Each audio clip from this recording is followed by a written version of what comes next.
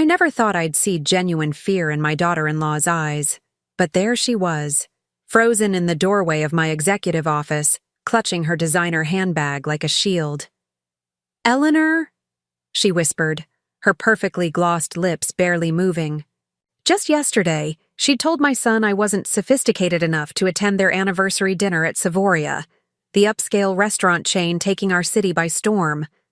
Now she was staring at my name on the CEO door, putting together the pieces of a puzzle I'd kept hidden for years. The look on her face was worth every silent holiday and every painful exclusion I'd endured. Before we jump back in, tell us where you're tuning in from, and if this story touches you, make sure you're subscribed, because tomorrow I've saved something extra special for you. I was never supposed to be successful, at least according to my late husband Richard. "Eleanor, dear," he would say with that condescending smile, "the kitchen is where you shine, not the boardroom." For 26 years of marriage, I'd nodded and smiled, continuing to perfect my grandmother's recipes while he built his insurance company. What Richard never knew was that I'd been quietly investing my inheritance in a small catering business that would one day become Savoria, the very restaurant empire now worth millions. My journey began in my modest kitchen in Maplewood, a quiet suburb where neighbors knew each other by name and garden achievements. I was 52 when Richard passed, unexpectedly from a heart attack, leaving me with our son Thomas and a life insurance policy that barely covered the mortgage.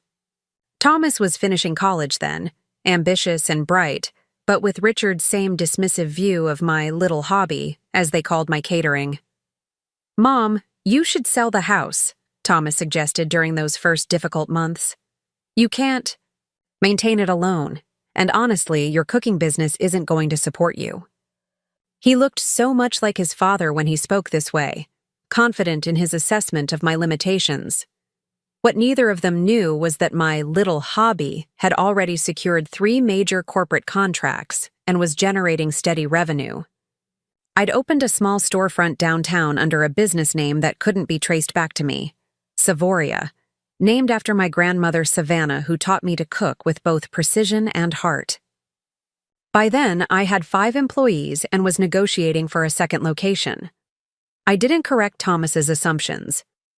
After a lifetime of being underestimated, I'd learned that invisibility had its advantages. People revealed their true nature when they thought you had nothing to offer. When Thomas brought Melissa home for the first time, I recognized the calculating look behind her smile immediately. She was beautiful in that polished, intentional way. Honey blonde hair smoothed into a perfect bob, clothes that whispered of money without shouting it. She was pursuing her MBA and spoke eloquently about market strategies and investment portfolios. "Mrs. Bennett, these cookies are divine," she said, taking a delicate bite of my chocolate chip cookies. "You really should sell these. I'm sure the local bake sales would love them." She smiled at Thomas, who nodded approvingly at her suggestion.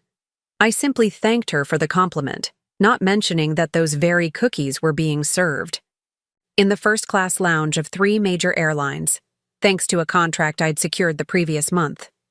They married within a year. The wedding was lavish. Thomas had followed his father into the insurance business and was doing well. I offered to cater the reception, but Melissa politely declined. "We've already booked Savoria. Thomas's colleague recommended them. They're very exclusive," she explained, not recognizing the irony. "But we'd love if you could make some of your cookies for the welcome bags." I agreed, of course. By then, Savoria had grown to 5 locations across 3 states, and our 6th was opening the following month. My executive team handled daily operations, allowing me to maintain my quiet life in Maplewood. Only my financial advisor and my core management team knew that Eleanor Bennett, the unassuming widow, was actually E.S. Bennett, the reclusive founder and majority shareholder of the Savoria restaurant group. The gradual exclusion began after Thomas and Melissa moved into their new home in Lakeshore Heights, an upscale community where houses had names instead of numbers. It started with missed phone calls, then canceled lunch plans. When I did visit their home, I noticed how Melissa subtly directed me toward the kitchen rather than the living room where they entertained friends. "Eleanor, would you mind checking on the caterers? They respect another woman's opinion in the kitchen," she would say with a smile that never reached her eyes. Meanwhile, Thomas was busy networking with the other husbands, rarely breaking away to spend time with me. The first holiday I spent alone was Thanksgiving, 3 years after they'd married. Thomas called that morning, apologetic but firm. "Mom, Melissa's parents flew in from Europe last minute. It's going to be a very business-focused dinner. Her father's introducing us to some potential investors. Maybe we can do our own little Thanksgiving this weekend?" Our little Thanksgiving never happened. Neither did Christmas dinner, my birthday celebration, or the housewarming I wasn't invited to. Each exclusion came with a reasonable excuse, but the pattern was unmistakable. I had become an inconvenience in their curated life, the unsophisticated mother-in-law who didn't fit their social aspirations. What hurt most wasn't the rejection itself, but Thomas's quiet compliance. The little boy who once proudly proclaimed, "I made the best food in the universe," now seemed embarrassed by my simple clothing and lack of formal education. He had become his father's son completely, measuring worth by degrees and social connections. Through it all, I remained silent about my growing empire. Savoria had expanded to 15 locations nationally, with international franchising opportunities under negotiation. The irony wasn't lost on me when Thomas mentioned dining at our flagship location to celebrate closing a major deal, or when Melissa posted photos from our Chicago restaurant on her social media. "Mom, you really should try Savoria sometime," Thomas once told me over one of our increasingly rare phone calls. "The food reminds me a bit of your cooking, but, elevated." I nearly laughed out loud. The signature dishes at Savoria were my recipes, perfected in my kitchen and scaled by our executive chefs. The famous chocolate soufflé that food critics raved about? My grandmother's recipe with my own twist of cardamom and orange zest. "Maybe someday," I replied. "It sounds a bit fancy for my taste." The most painful exclusion came last spring. I called Thomas on his birthday, hoping to take him to lunch. "Actually, Mom, Melissa's planned something at Savoria with some colleagues," he said, sounding distracted. "Maybe next week?" Next week became next month, which faded into vague some days. Meanwhile, Savoria continued to thrive. We opened our 20th location, and offers for a buyout started coming in. A prominent celebrity chef wanted to partner with us. A hotel chain proposed an exclusive collaboration. I declined them all. Savoria wasn't just a business to me. It was proof of everything Richard and Thomas had failed to see in me. Every successful location was a quiet rebuttal to those who dismissed my capabilities. Then came the invitation that would change everything. Thomas called on a Wednesday afternoon, his voice carefully neutral. "Mom, Melissa and I are hosting a dinner for her promotion next Friday. We'd love for you to join." The sudden inclusion surprised me. "That sounds lovely. Should I bring anything?" No, it's at Savoria, their River District location." He paused. "Just maybe wear something a bit dressier? Melissa's boss will be there, and some senior partners." The implication stung, but I agreed. After hanging up, I wondered what had prompted this unexpected invitation. Years of exclusion had taught me to be suspicious of sudden inclusion. My answer came the next day when my assistant forwarded an email that had been sent to Savoria's events coordinator. It was from Melissa, confirming a private dining reservation for 12 people. The final line explained everything. "Also, we're bringing my husband's mother. She's a bit simple, the homebody type. Could you possibly seat her somewhere not too prominent? Perhaps near the kitchen where she'd be more comfortable." I read the email twice, a strange calm settling over me. After years of dismissals and exclusions, this written evidence of Melissa's contempt should have hurt. Instead, it crystallized. something I'd been considering for months. It was time to step out of the shadows. I called my executive team for an emergency meeting.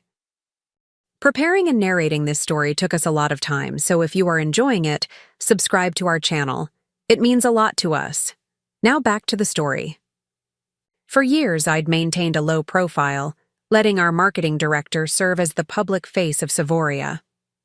Few people outside my inner circle knew that the E.S. Bennett, listed as founder, was Eleanor Susan Bennett, the supposedly simple mother-in-law of Melissa Bennett. "It's time for a change," I told my stunned team. "I want the River District location prepared for Friday night, and I want all of you there." My COO, James, looked concerned. "Eleanor, you've always been private about your ownership. Are you sure about this?" I nodded, feeling more certain than I had in years. "Absolutely. It's time for a family reunion." For the next week, I prepared carefully. I visited my personal shopper at Neiman Marcus, a lovely woman who had dressed me for board meetings and investor pitches for years. Together, we selected a tailored black suit with subtle gold threading, professional, elegant, and undeniably authoritative. I had my hair styled at the salon where Melissa herself frequented, choosing a sophisticated updo instead of my usual simple bob. My makeup artist, yes, successful, simple women have those too, gave me what she called her CEO glow. When I looked in the mirror, I saw not just Eleanor the mother, but E.S. Bennett the business mogul. The night of the dinner, I arrived at Savoria's River District location 10 minutes early. The general manager, Sophie, greeted me with the deference usually reserved for visiting dignitaries. "Everything is prepared according to your specifications, Ms. Bennett," she whispered, leading me not to the dining room but to my private office in the back. "Perfect. Remember, not a word until I make my entrance. And Sophie, make sure they're served our best wine. It's a celebration, after all." I settled into my office to wait, watching the security feed as guests arrived. Thomas and Melissa came. In last, she in a red designer dress, he in a dark suit that needed better tailoring. They were seated at the best table, of course. An empty chair had been positioned somewhat awkwardly near the kitchen doors, my designated spot, no doubt. Just as the appetizers were being served, Melissa checked her watch and whispered something to Thomas. He pulled out his phone, presumably to call me. I didn't answer. Let them wonder. After 10 more minutes, I saw Melissa's frustration growing. She summoned the manager, gesturing animatedly. Sophie played her part perfectly, listening with appropriate concern before disappearing toward my office. "They're asking about you," she reported, barely containing her excitement. "Mrs. Melissa seems quite upset that the evening isn't going according to plan." I stood, smoothing my jacket. "Then we shouldn't keep them waiting any longer."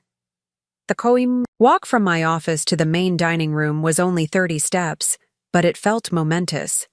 Through the glass partition, I could see Melissa speaking sharply to a server while Thomas looked uncomfortable. Neither noticed me until I was standing, directly beside their table. "Good evening," I said calmly. "I believe you were expecting me?" Thomas looked up, his expression morphing from annoyance to shock. "Mom? Why are you dressed like... What's going on?"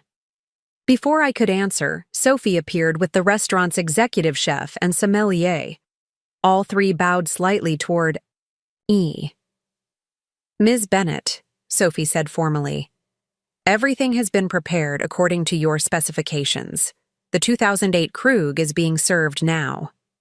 Melissa's eyes darted between us, confusion evident. "I'm sorry, there must be some mistake. I'm Melissa Bennett. I made this reservation." Sophie smiled politely. "Yes, Mrs. Bennett. And this is Eleanor Bennett, founder and CEO of Savoria Restaurant Group, your mother-in-law." The silence that followed was deafening. Thomas's mouth opened and closed without sound.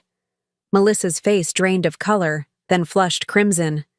The other guests, her colleagues and boss, I presumed, looked on with undisguised interest. I simply took a seat at the head of the table, not the chair by the kitchen, and smiled. Please, don't let me interrupt. I believe we were celebrating Melissa's promotion? And that's when I saw it. Genuine fear in my daughter-in-law's eyes as the realization dawned that the woman she had systematically excluded and dismissed owned not just this restaurant, but the entire chain her career. Success was being celebrated in. The woman she had called simple controlled an empire worth millions. I had lived in the shadows long enough. It was time for the truth to be served. Part 2. The dinner that followed was a masterclass in polite conversation layered with unmistakable tension. Melissa's boss, Patricia Winters, a sharp-eyed woman in her 60s who I'd actually met at several industry events, recovered first. "Eleanor Bennett," she said, recognition dawning. "The Eleanor Bennett who turned down the Horizon Hotel Group's partnership offer last quarter?" I nodded, taking a sip of the champagne that had been poured for me. Their terms weren't aligned with our vision. Patricia laughed, genuine respect in her eyes. Their CEO was furious. Now I understand why Savoria's business model seemed so uniquely intuitive. While Patricia and I discussed business strategies, Melissa sat rigidly in her chair. Her earlier confidence evaporated. Thomas stared at me as if seeing a stranger. "Mom," he finally managed, his voice barely above a whisper. "You own Savoria? How? When?" I turned to my son, seeing in his confusion the echo of his father's dismissiveness. "I started small, after your father died. Remember my little hobby? Turns out cooking can be quite profitable when done right." The appetizers arrived, my signature crab cakes with lemon aioli. The same recipe Thomas had grown up eating, though he'd never made the connection despite claiming Savoria's crab. Cakes were the best in the city. I watched as he took a bite, saw the moment recognition flickered in his eyes. "This tastes like," he began. "Like home?" I finished for him. "It should. It's my recipe. All of Savoria's signature dishes are." Melissa finally found her voice, though it trembled slightly. "But you never said anything. All these years, while we've been—" "Excluding me?" I supplied calmly. "Calling me simple? Seating me by the kitchen?" Her face flushed deeper. "I never—" "Your email to our events coordinator was quite specific, Melissa." I kept my tone conversational, aware of the other guests listening intently. "You wanted me seated somewhere not too prominent. I believe you called me the homebody type." Thomas looked at his wife in horror. "You said what?" Patricia Winters glanced between us, clearly reassessing her understanding of the dynamics at play. The other guests suddenly became very interested in their wine glasses. I hadn't planned on embarrassing Thomas and Melissa publicly, well, perhaps Melissa a little, but their reactions told me everything I needed to know about their character. Melissa was mortified not by her behavior, but by being caught. Thomas was shocked not by her actions, but by the revelation that I wasn't who he'd assumed I was. "Perhaps we should move past this awkwardness," I suggested, signaling to Sophie to bring the main course. "After all, we're here to celebrate Melissa's promotion. Congratulations, by the way. Director of Marketing for Wintercroft Financial is quite an achievement." Melissa nodded stiffly, clearly struggling to regain her composure. The irony wasn't lost on me that her marketing expertise hadn't helped her recognize the brand heritage of the very restaurants she frequented. The main courses arrived. Herb-crusted lamb for some, my special cedar plank salmon for others. The conversation gradually resumed, though with a different quality. Patricia and several of the other executives directed their questions to me, eager to discuss Savoria's expansion plans and my business philosophy. "Eleanor, you've maintained an unusually low profile for such a successful restaurateur," Patricia observed. "Most people in your position would be doing book tours and television appearances by now." I smiled. "I've always believed the food should speak for itself." "Well, it certainly does," she replied. then added with a meaningful glance at Melissa. Family businesses are tricky. My own daughter works for a competitor. We have a strict no shop talk at Sunday dinner rule. The subtle reprimand wasn't lost on anyone at the table. Thomas shifted uncomfortably while Melissa stared at her barely touched salmon. As dessert was served, my chocolate soufflé that had been featured in Food and Wine magazine, Thomas finally addressed me directly. "Why didn't you tell me?" he asked quietly. "All these years, you let me think you were struggling. I offered to help with your bills." The hurt in his voice might have moved me once, but I'd spent too many holidays alone to be swayed by it now. When would I have told you, Thomas? During the Thanksgiving dinner I wasn't invited to? Or perhaps during one of our lunch dates that kept getting canceled? His face flushed. "That's not fair. We've been busy building our careers. And I've been busy building an empire," I replied evenly. "We all make choices about what deserves our time." The dinner concluded with coffee and polite goodbyes. Patricia handed me her business card with a personal note scribbled on the back. "Let's have lunch without the family drama." I liked her immediately.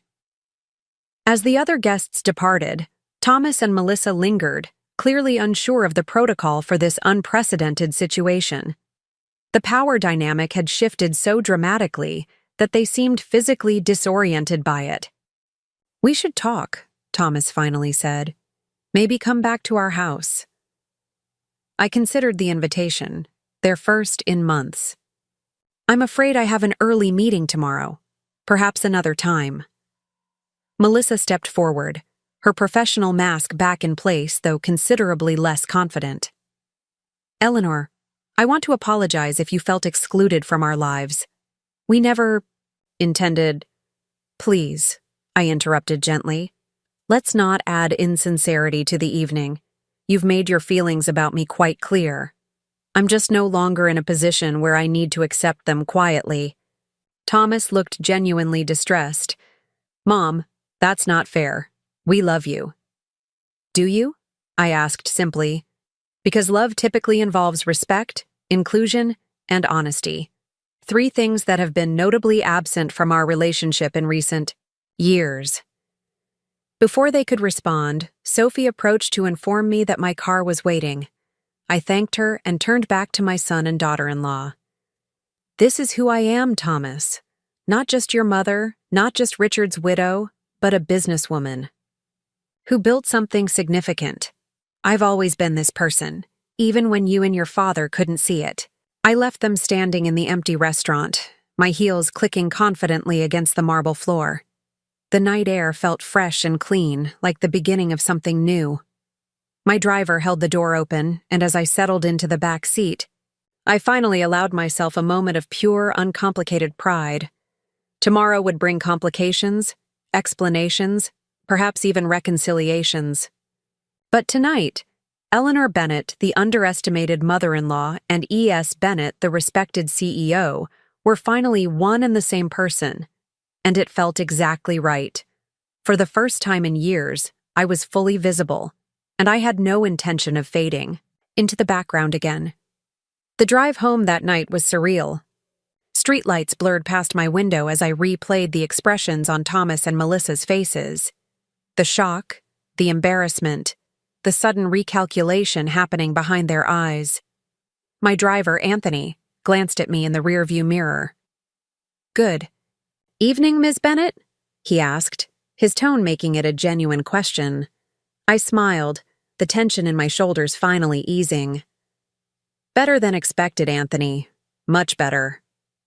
When I arrived home, I kicked off my heels and padded through my quiet house, not the modest suburban home Thomas and Melissa assumed I lived in, but the renovated Victorian on Willow Lane I'd purchased 3 years ago. It was elegant without being ostentatious, with a professional kitchen where I still tested recipes and a garden that had won neighborhood awards twice. I poured myself a small glass of cognac and settled into the window seat overlooking my Japanese maple trees. My phone had been buzzing with notifications since I left the restaurant. 5 missed calls from Thomas, 3 from Melissa, and a text message that simply read, "Mom, we need to talk. Please." I set the phone aside without responding. They'd had years to talk, years to see me as more than just Thomas's aging mother or Melissa's unsophisticated mother-in-law. Tonight's revelation hadn't changed who I was. It had simply changed how they perceived me. And that distinction mattered. Sleep came surprisingly easily that night. I'd been carrying the weight of my double life for so long that its unveiling felt like setting down a heavy suitcase I'd forgotten I was holding. Morning arrived with golden light filtering through my curtains and the distant sound of birds in the garden. I followed my usual routine, stretching exercises, a light breakfast, of steel-cut oats with berries, and a review of overnight emails from our international locations. The normalcy felt grounding after the previous night's drama. At precisely 9:15, my doorbell rang. I wasn't surprised. Thomas had always been punctual, one trait of his father's I actually appreciated. What did surprise me was seeing both Thomas and Melissa on my doorstep, their expressions solemn and unrehearsed. Melissa's usual perfect appearance showed cracks. Her eyes were slightly puffy, her hair pulled back in a simple ponytail instead of her typical salon-fresh styling. "May we come in?" Thomas asked, his voice lacking its usual confidence. I stepped aside, gesturing them into the foyer. Melissa's eyes widened as she took in the soaring ceilings, the original stained glass, the understated luxury of a home purchased with careful consideration rather than flashy nouveau riche tastes. "You live here?" she asked, momentarily forgetting whatever script they'd prepared on the drive over. "For 3 years now," I replied, leading them to the living room. "Tea?" "Mom, we didn't come for tea," Thomas said, remaining standing even as I sat in my favorite armchair. "We came because we need to understand what happened." I raised an eyebrow. "What happened is that I built a successful business while being systematically excluded from my son's life. What happened is that I finally stopped accepting being treated as an inconvenience." Melissa sank onto the edge of the sofa, her designer handbag clutched in her lap like a shield. "Eleanor, Mrs. Bennet, I want to apologize for my email. It was inexcusable." "Yes, it was," I agreed simply. "But it was also honest. Perhaps the first truly honest communication we've had in years." Thomas ran a hand through his hair, a gesture so reminiscent of his teenage self that I felt a momentary softening. "Mom, we never meant to hurt you.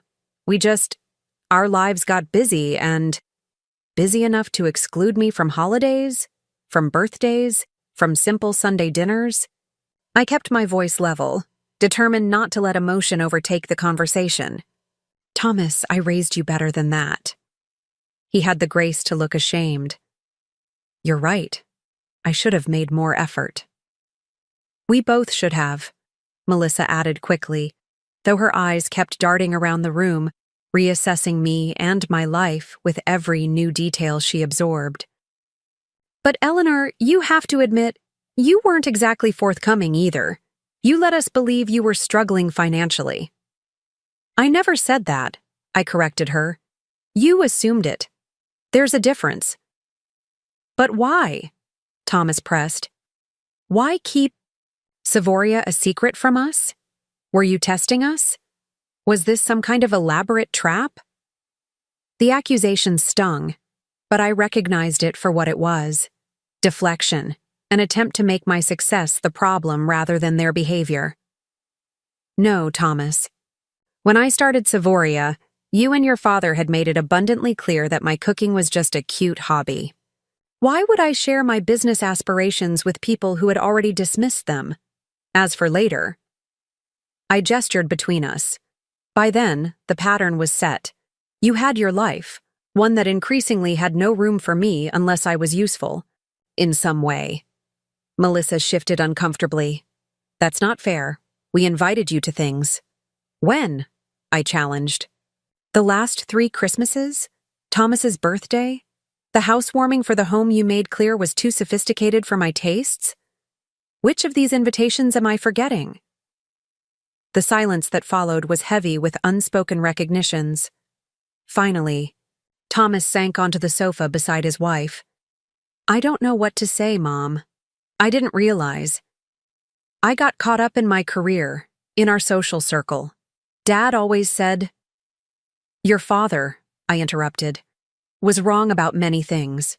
About me, most. Of all. Thomas looked up sharply. What do you mean? I sighed, realizing that this conversation needed to go deeper than last night's revelation. Your father and I had a complex relationship, Thomas. He provided well for us materially, but he never saw me as an equal partner. My ideas, my ambitions, were always secondary.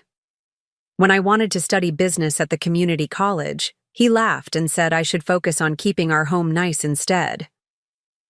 Dad loved you, Thomas protested, but with less conviction than I expected. In his way, I acknowledged, but love without respect isn't enough. And you, Thomas, unfortunately learned from his example. Melissa had been watching our exchange with a calculating expression, one I recognized from business negotiations, someone reassessing their position in real time. So, Savoria was your revenge? She asked carefully. I laughed, genuinely amused by the simplification. Savoria was my dream, Melissa.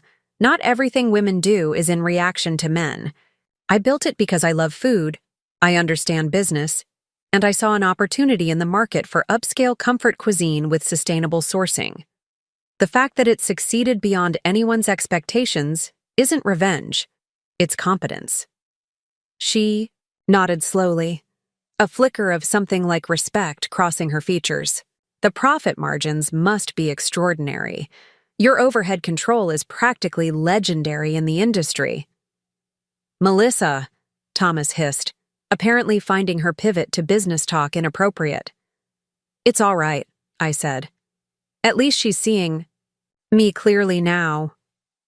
Yes, Melissa, our margins are excellent. We pay our staff well above industry standard, use top-quality ingredients, and still maintain a 28% profit margin across all locations.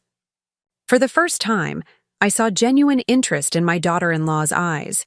Not calculation, not social assessment, but professional curiosity.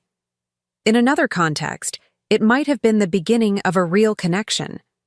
I've made mistakes, Thomas admitted suddenly. I've treated you the way Dad did. Like you needed direction rather than respect. The admission surprised me. Thomas had his father's pride. Acknowledgments of error didn't come easily to him. Yes, you have, I agreed, not softening the truth to spare him. And it's cost us years we can't get back. Melissa leaned forward. But we can move forward differently. Now that we know about Savoria, about who you really are. That's just it, I interrupted. This isn't about Savoria. This is about who I've always been. Would we be having this conversation if I ran a small catering business instead of a restaurant empire? Would my worth as a mother, as a person, be different? The uncomfortable silence answered my question. I stood, smoothing my slacks with a gesture that signaled the conversation was concluding. I think you both need to consider what kind of relationship we might have going forward. One based on genuine respect and inclusion, not obligation or... I looked directly at Melissa. Sudden interest in my business connections. Thomas stood as well, looking lost in a way that reminded me of his childhood after skinning a knee. Are you saying you don't want to see us? I'm saying I'm no longer accepting the terms previously established. I won't be excluded, condescended to, or treated as an accessory to be displayed or hidden based on your social calendar. Melissa remained seated, her marketing mind visibly processing implications. Patricia Winters was very impressed with you last night. She mentioned lunch. I smiled thinly. Yes, we're meeting next week. Unlike some, Patricia recognizes the value of women who build things. The barb landed precisely as intended. Melissa, flushed, finally standing to join her husband. We should go. We've taken enough of your time. Always a consideration now, I observed dryly. My time suddenly has value. Thomas stepped toward me, hesitation in every movement. Would it be all right if I called you tomorrow, just to talk? The vulnerability in his voice reached past my defenses, touching the mother who had never stopped loving her son despite the pain. Yes, I'd like that. They left with awkward goodbyes, the usual social scripts insufficient for our transformed reality. I watched from my front window as they walked to their car, heads bent in conversation. Thomas gestured animatedly, arguing a point perhaps, or processing his shock. Melissa's responses were shorter, her body language tense. I wondered what recalculations were happening in their marriage, what shifting of blame or strategy. I closed the curtain before they drove away. Their journey home was no longer my concern. My phone chimed with a calendar notification. Executive strategy meeting in 30 minutes. Virtual attendance option available. Life continued. Business demanded attention. I changed into a more casual but still professional outfit and settled. At my home office desk, pushing thoughts of Thomas and Melissa to a compartment I could examine later. The meeting was productive. Discussions about our expansion into the southwestern market, reviews of customer feedback on our new seasonal menu, negotiations for a potential cookbook deal. My team was efficient, innovative, and respectful. All qualities I'd carefully cultivated in Savoria's corporate culture. None of them mentioned last night's revelation, though Sophie had undoubtedly shared the story by now. They simply treated me as they always had, as their capable, visionary leader. After the meeting, I took a walk through my garden, breathing in the scent of late-blooming roses and fresh herbs. The garden had always been my thinking space, where I worked through challenges both personal and professional. Today, I found myself contemplating not just Thomas and Melissa, but the larger pattern of my life. I had spent decades accommodating others' perceptions of me, Richard's dismissiveness, Thomas's inherited assumptions, Melissa's social calculations.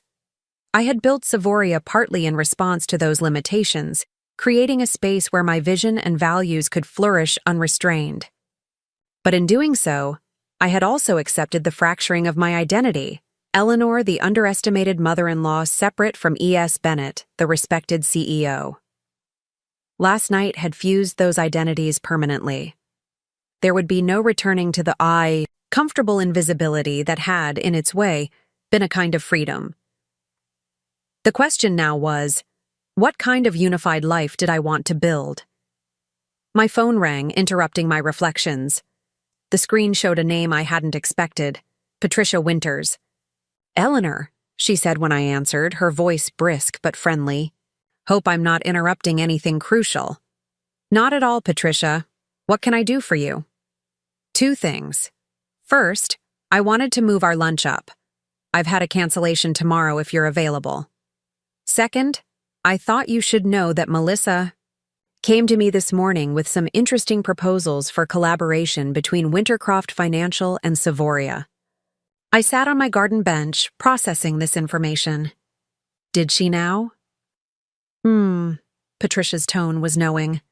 Suddenly very enthusiastic about cross-promotional opportunities, employee reward programs, and investment services tailored to successful restaurateurs. How enterprising of her. Indeed, I turned her down, of course. Told her any business discussions would need to go through you directly. Patricia paused. I hope that was the right call. Family businesses can be complicated. Savoria isn't a family business, I clarified. Thomas and Melissa have no role in its operations. Ah, Patricia sounded genuinely surprised. I assumed, given last night's revelations. No, my son works in insurance.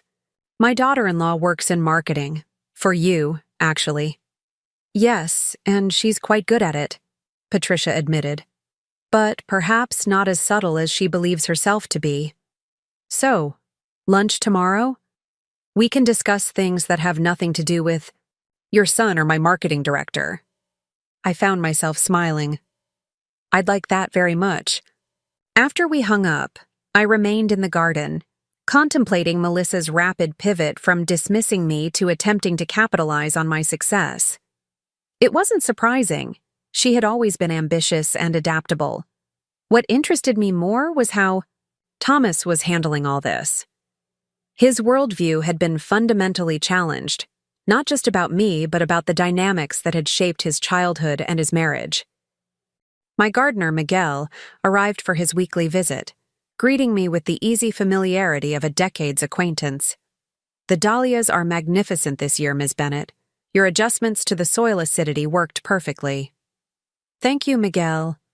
I was just admiring them myself. He surveyed the garden with professional pride. "Will you be hosting any events here soon? The garden is at its peak now." His question sparked an idea, unexpected but somehow perfectly aligned with my recent reflections. "Actually, yes. I think I will be hosting something soon. Something long overdue." That evening, I sat at my dining room table with a notepad, planning what would either be a new beginning or a final closing of a chapter in my life. Either way, it would be on my terms, in my space, with my truth fully visible. I began to make lists, to sketch layouts, to consider menus. Not for Savoria, but for Eleanor Bennett, who was finally ready to set her own table. 3 days passed, with minimal contact from Thomas or Melissa. He called once, as promised, our conversation polite but superficial. She sent an email inquiring about my availability for a proper family dinner soon, her tone professionally warm but non-committal about timing. I responded to both with equal politeness and equal boundaries. Meanwhile, I executed my plan. Invitations were sent, arrangements made, my home and garden prepared. I worked with my executive chef to design a menu that told my story, dishes that traced my journey from homemaker to entrepreneur, from Richard's wife to my own person. Each selection had meaning, each presentation a narrative. The day arrived. Clear and perfect, early autumn sunlight gilding the trees in my garden. I dressed carefully in a sage green dress that complemented my silver hair without trying to disguise my age. Pearl earrings, not Richard's obligatory anniversary gift, but ones I'd bought myself after Savoria's 10th location opened. Comfortable but elegant shoes, a light application of makeup that enhanced rather than masked. At precisely 4 o'clock, the doorbell rang. Miguel had transformed my garden into an elegant reception space with tables arranged for conversation, rather than hierarchy, lighting designed to create warmth as evening approached, flowers from my own beds arranged in simple, stunning centerpieces. I opened the door to find Thomas and Melissa standing uncertainly on my porch. She wore a conservative navy dress, her usual statement jewelry notably absent. He looked uncomfortable in a suit that seemed slightly too formal for the occasion. "Welcome," I said simply, standing aside to let them enter.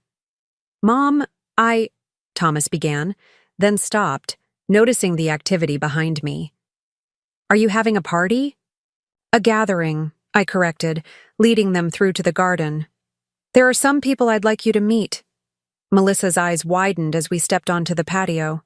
About 20 people mingled in small groups, drinks in hand, the soft murmur of conversation punctuated by occasional laughter. She recognized several immediately, Patricia Winters, of course, but also the mayor, the publisher of the city's most prominent lifestyle magazine, and the dean of the business school at the local university. "Eleanor," she whispered, "you should have told us this was a networking event. I would have—" "It's not a networking event," I interrupted gently. "It's my life. These are my friends." Thomas was staring at a tall man with salt and pepper hair who was deep in conversation with my executive chef. Is that Max Reynolds, the restaurant critic?" Yes, he's writing the foreword to my cookbook. I smiled at his astonishment. Come, let me introduce you to everyone. For the next hour, I guided Thomas and Melissa through my world, introducing them to my closest colleagues, to the friends I'd made through business and community involvement, to the people who had supported my vision when Savoria was just a concept on paper. With each introduction, I saw their perception of me shifting further, deepening beyond the simple revelation of my business success. Patricia caught my eye across the garden and raised her glass in a small toast. Our lunch had been delightful. 2 professional women sharing experiences and insights without the complications of family dynamics or corporate hierarchies. She had become, in the span of a few hours, someone I could envision as a genuine friend. As sunset approached, I gathered everyone for dinner. Long tables had been arranged on the lawn, candles beginning to glow as daylight faded. My staff, members of Savoria's team who had volunteered for this personal event, served the first course, a refined version of the tomato soup Thomas had loved as a child, accompanied by Gruyere crostini. He recognized it immediately. Mom, this tastes exactly like the soup I made when you had the chicken pox? Yes, some recipes deserve to be preserved. The meal progressed through courses that represented milestones. The salmon dish I'd first catered for a local law firm that became a regular client. The roasted vegetable tart that had impressed my first investor. The chocolate soufflé that had become Savoria's signature dessert. With each course, I shared a brief story, not to dominate the conversation, but to weave together the narrative of a life fully lived. Thomas grew quieter as the evening progressed, his initial discomfort giving way to something more contemplative. Melissa, conversely, became more animated, engaging with other guests, asking thoughtful questions about Savoria's history and my business philosophy. After dessert, as coffee was being served, I clinked my glass gently to gather everyone's attention. Thank you all for coming tonight, I began. Each of you represents a part of my journey, as a businesswoman, as a community member, as a friend. I've been blessed with a life richer than I could have imagined when I started Savoria, with nothing but recipes and determination. Murmurs of appreciation circulated around the tables. I continued, my eyes finding Thomas in the soft candlelight. Some of you know that recent events prompted me to reflect on the compartmentalization I've maintained between my personal and professional lives. For too long, I allowed others' perceptions to define me, accepting limitations that were never mine to begin with. Patricia nodded encouragingly. Thomas stared at his coffee cup. Tonight is about integration, bringing together all the parts of who I am, honoring both where I've come from and where I'm going. It's about celebrating connections that sustain us and reconsidering those that diminish us. I raised my glass. To authenticity, to new beginnings, and to the endless possibility of becoming more fully ourselves. Thank you for being part of my story. As glasses were raised and conversations resumed, Thomas approached me, his expression difficult to read in the gathering darkness. Can we talk? Privately? He asked. I led him to a small seating area partially screened by jasmine trellises, away from the main gathering, but still within sight. We sat in comfortable garden chairs, the scent of night-blooming flowers surrounding us. This isn't what I expected, he said finally. What did you expect, Thomas? He gestured vaguely toward the party. Not this. Not you having this whole life I never knew about. These people who clearly respect you, who've known parts of you I never bothered to see. The honesty in his voice touched me. I kept parts of myself hidden because they weren't welcomed or valued in the role I'd been assigned. First as Richard's wife, then as your mother, and finally as Melissa's inconvenient mother-in-law. I'm sorry, he said, the words coming out rough and unpracticed. Dad always said. He stopped, seeming to catch himself. No, I can't blame Dad. I made my own choices. I accepted a narrative about you that was comfortable for me because it didn't challenge how I saw the world. I reached out and took his hand, feeling the calluses that had formed since he was a boy with scraped knees and boundless energy. We all have stories we tell ourselves, Thomas, about who we are, about who others are. The question is whether we're willing to revise those stories when new information comes to light. Is that what you're doing? Revising your story about me and Melissa? I considered his question carefully. I'm creating space for a new story to emerge, one that might include both of you, but only if it's based on mutual respect and genuine care. And if it can't be? Then I'll continue building a life that fulfills me, with or without your presence in it. The words were difficult to say, but necessary for both of us to hear. I've done it before. Thomas nodded slowly, understanding the choice before him. I want to be part of your life, Mom. The real one, not the version I fabricated.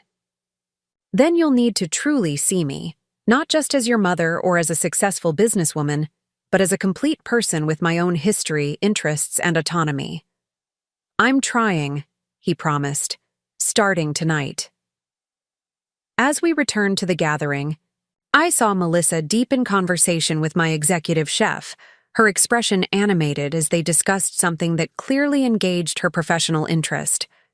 Perhaps there was potential there too, not for the opportunistic connection she'd initially sought, but for a genuine appreciation of what we might offer each other's lives. The party continued into the evening, conversations flowing, connections forming and strengthening. I moved through my garden, among my guests, fully present as Eleanor Bennett, mother, entrepreneur, friend, mentor, woman of a certain age with wisdom hard-won and success well-earned. Whatever came next with Thomas and Melissa, I had reclaimed, the narrative of my own life. I was no longer the mother-in-law banned from family dinners, nor was I defined solely by my ownership of a successful restaurant chain. I was, simply and completely, myself. And that, I realized as I gazed up at the stars appearing above my garden, was the greatest success of all. The morning after my garden gathering, I awoke to an unusual sound, laughter floating up from my kitchen. For a moment I lay still, orienting myself to this unexpected intrusion. My housekeeper, Maria, wasn't scheduled until tomorrow, and I certainly hadn't invited overnight guests. I dressed quickly in casual slacks and a light sweater, ran a brush through my silver hair, and descended the stairs quietly. The voices became clearer as I approached. Patricia Winters and my executive chef, Daniel, apparently engaged in a spirited debate about hollandaise sauce. The vinegar reduction is non-negotiable, Daniel was insisting as I rounded the corner into my kitchen. Oh, good morning, Eleanor. Hope we didn't wake you. Patricia looked up from the kitchen island where she was perched on a stool, coffee mug in hand. There you are. Your chef is a purist. I was merely suggesting that a touch of smoked paprika might elevate the traditional recipe. Heresy, Daniel declared, but his eyes sparkled with good humor. I surveyed the scene. Coffee brewing, pastries arranged on my grandmother's blue willow plate, Patricia comfortable in my space as if this were a regular occurrence rather than an unprecedented invasion. Not that I'm unhappy to see you both, I said, accepting the coffee Daniel poured for me. But this is unexpected. Patricia had the grace to look slightly embarrassed. I may have commandeered your kitchen. After everyone left last night, Daniel mentioned he was coming back this morning to discuss the cookbook photography schedule. I invited myself along because I have a proposition for you. A proposition that couldn't wait until a reasonable hour? I raised an eyebrow, but without real annoyance. There was something refreshing about this casual intrusion. People in my personal space treating me as Eleanor, not as Thomas's mother or the CEO of Savoria. The best opportunities rarely respect conventional timing, Patricia replied, sliding a folder across the counter to me. Take a look while I help Daniel with breakfast. I opened the folder to find a formal proposal from Wintercroft Financial's charitable foundation. The document outlined a culinary education initiative for underserved communities, cooking classes, nutrition education, and business mentorship for aspiring food entrepreneurs from disadvantaged backgrounds. Savoria was listed as the potential program partner, with my name specifically mentioned as lead mentor. "This is substantial," I said, looking up at Patricia, who was now cracking eggs into a bowl while Daniel sliced mushrooms.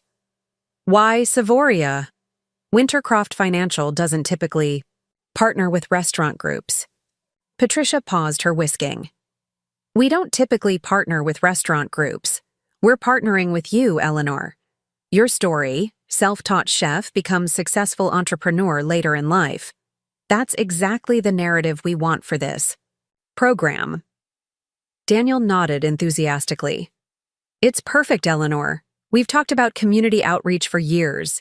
This gives it structure and proper funding."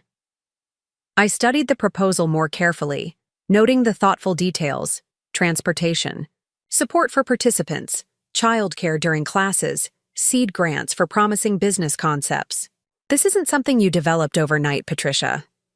She smiled, a hint of mischief in her expression. "I may have been working on it for a while, waiting for the right moment. Last night, watching you tell your story through each course, at dinner, I knew it was time." "And what does Melissa think of this plan?" I asked, curious about my daughter-in-law's involvement in a project that would prominently feature the mother-in-law she'd once dismissed as simple. Patricia turned her attention back to the eggs. "Melissa doesn't know yet. This came from our community impact team directly to me. If you're interested, I'll bring her in for the implementation phase. Her marketing expertise would be valuable. But," she met my eyes directly, "this is your decision first, personal connections aside." The consideration touched me, giving me first choice, treating me as a valued partner rather than an extension of my family connections. I closed the folder, not needing more time to consider. "I'm interested. Let's discuss details after breakfast." Daniel beamed, sliding perfect omelets onto 3 plates. "Excellent. And speaking of your story, Eleanor, I've been thinking about the cookbook structure. What if we organized it not just by course or ingredient, but by the chapters of your life? The early recipes when Thomas was young, the first catering dishes, the signature Savoria creations." As we ate breakfast in my sunny kitchen nook, the conversation flowed naturally between the cookbook project and the culinary education initiative. For the first time in years, I felt my professional and personal lives merging seamlessly. No compartments, no careful separations, just Eleanor Bennett in full dimension. After Daniel left for the restaurant, Patricia lingered, helping me clear dishes despite my protests. "I'm perfectly capable of loading a dishwasher, Eleanor. I'm not just a corporate suit." "Never thought you were," I replied, handing her a delicate teacup to place on the top rack. "You navigate boardrooms and social hierarchies too skillfully to be one-dimensional." She laughed. "Takes one to know one, I suppose?" She closed the dishwasher, leaning against the counter with a more serious expression. "There is one other thing I wanted to discuss, off the record." "Should I be concerned?" "Not professionally. It's about Melissa." I dried my hands slowly, giving myself a moment to prepare. "Go on." "She's requested a transfer to our West Coast division. Came in first thing this morning with the paperwork already filled out. Said Thomas is exploring insurance opportunities in California as well. The news landed like a stone in still water, not devastating but creating ripples of unexpected emotion." "I see. Did she mention why?" Patricia's expression was carefully neutral. "Officially, it's for career growth opportunities. Unofficially, she mentioned wanting a fresh start somewhere they could establish their own identity." "Away from me, you mean?" It wasn't a question. "Eleanor," Patricia said gently, Sometimes space isn't the worst thing, especially after a significant recalibration like what's happened between you three. I nodded, moving to my kitchen. Window that overlooked the garden where just last night I'd imagined new beginnings with my son and daughter-in-law. When would this happen? The transfer could be processed within a month. But, Patricia hesitated, then continued more firmly, I haven't approved it yet. I wanted to speak with you first. I turned to face her, surprised. That's not necessary, Patricia. Melissa's career decisions aren't subject to my approval.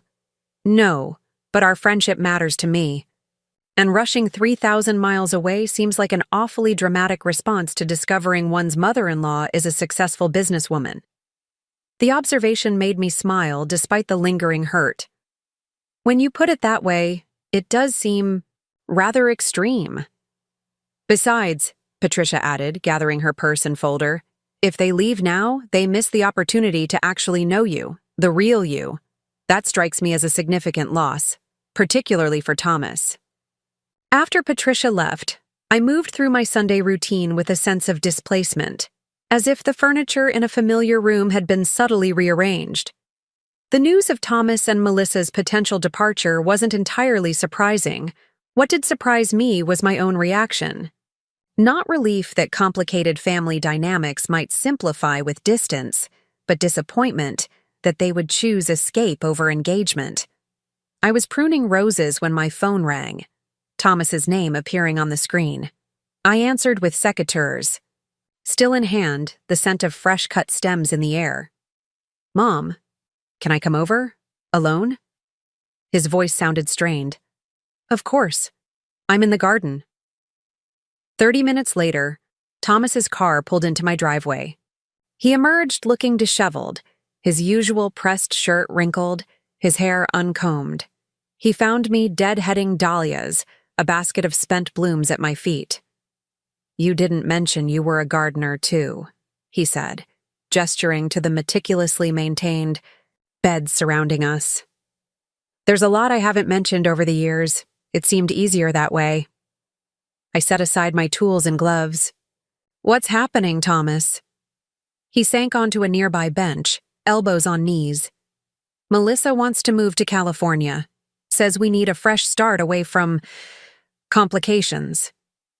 By complications, she means me. He looked up sharply. How did you know? Patricia mentioned Melissa requested a transfer this morning. Of course she did, Thomas muttered, then straightened. Wait, why would Patricia Winters tell you about Melissa's transfer request? I sat beside him on the bench, giving us both a moment to admire the late-season garden rather than face each other directly. Patricia and I are becoming friends. She came by this morning to discuss a potential partnership between Savoria and Wintercroft's foundation. Thomas absorbed this information slowly. So, you and Melissa's boss are friends now and business partners. Life takes unexpected turns. I turned to study his profile, so like Richard's in structure but with a gentleness around the eyes that was distinctly his own. Do you want to move to California, Thomas? His shoulders slumped. I don't know what I want anymore. 2 weeks ago, my life made sense. I had a successful career, a beautiful home, an ambitious wife, and a mother who, he faltered. A mother who knew her place? I suggested quietly. He winced. That sounds terrible when you say it out loud. It feels terrible when you live it. We sat in silence for a moment, a bumblebee buzzing industriously among the remaining flowers, oblivious to our human complications. I told Melissa I wanted to think about it, Thomas finally said. Moving would mean starting over, new job, new house, new social connections. That's a lot to give up just because your mother turned out to be more than you thought? I finished for him when he trailed off. He looked at me directly then, his expression raw with confusion. Why didn't you tell me? All these years, watching me struggle with career decisions, listening to me talk about wanting to make Dad proud. You knew what it took to build something successful. You could have guided me. The question cut deeper than I'd expected. Would you have listened, Thomas? Really? When have you ever asked for my professional opinion about anything? He started to protest, then stopped, recognition dawning in his eyes. I wouldn't have. I would have humored you and then done whatever Dad would have suggested. The honesty was refreshing, if painful. Your father had many strengths, Thomas. He provided well for us. He had unwavering confidence. He knew how to command respect. But he never understood that success doesn't follow a single template, and he certainly never saw me clearly. And I inherited his blindness, Thomas acknowledged. But Mom, that's why I'm here. I don't want to be blind anymore. I don't want to run to California because it's easier than facing how wrong I've been. Hope flickered like a small flame sheltered from sudden wind. What are you saying? I'm saying I want to know you, the real you, not the limited version I've accepted all these years. And I'm saying, he took a deep breath, I'm saying, I need to figure out if my marriage can accommodate that change. I reached for my gardening gloves, needing something to occupy my hands while processing his words. That's Melissa's decision too, Thomas. Marriage requires mutual adaptation.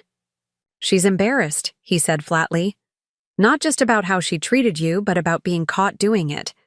Last night, seeing all those people who respect you, hearing your story, it made her position impossible to defend. Running to California is easier than rebuilding a relationship she never valued in the first place. The assessment was harsh, but not entirely unfair. Still, I felt compelled to offer a more nuanced perspective. Melissa is ambitious and status-conscious, yes, but she's also intelligent and adaptable. Don't underestimate her capacity for growth just because it's convenient. Thomas looked surprised. You're defending her, after how she's treated you. I'm suggesting that people are complicated, Thomas. We all contain the capacity for both, pettiness and generosity. The question is which we choose to nurture. I gestured to the garden around us. Like plants, they grow toward whatever light you provide. He seemed to consider this, his expression softening slightly. You've changed. Or maybe you were always this wise and I never noticed. A little of both, perhaps. I stood, collecting my gardening basket. Come inside. I'll make lunch and you can tell me more about what you're thinking. In my kitchen, becoming quite the family conference room lately, I assembled a simple meal of fresh bread, cheese, sliced pears, and the last tomatoes from my garden. Thomas wandered around the space, examining photos and mementos I'd displayed that had never been in the home we'd shared with Richard. Is this you? He asked, pointing to a framed photo of a young woman in chef's whites, standing proudly beside a towering wedding cake. My first major catering job, I confirmed. Your father thought I was attending a cooking class that weekend. I told him it ran late and slept for 2 hours before getting up to make his breakfast on Monday. Thomas shook his head, setting the photo down carefully.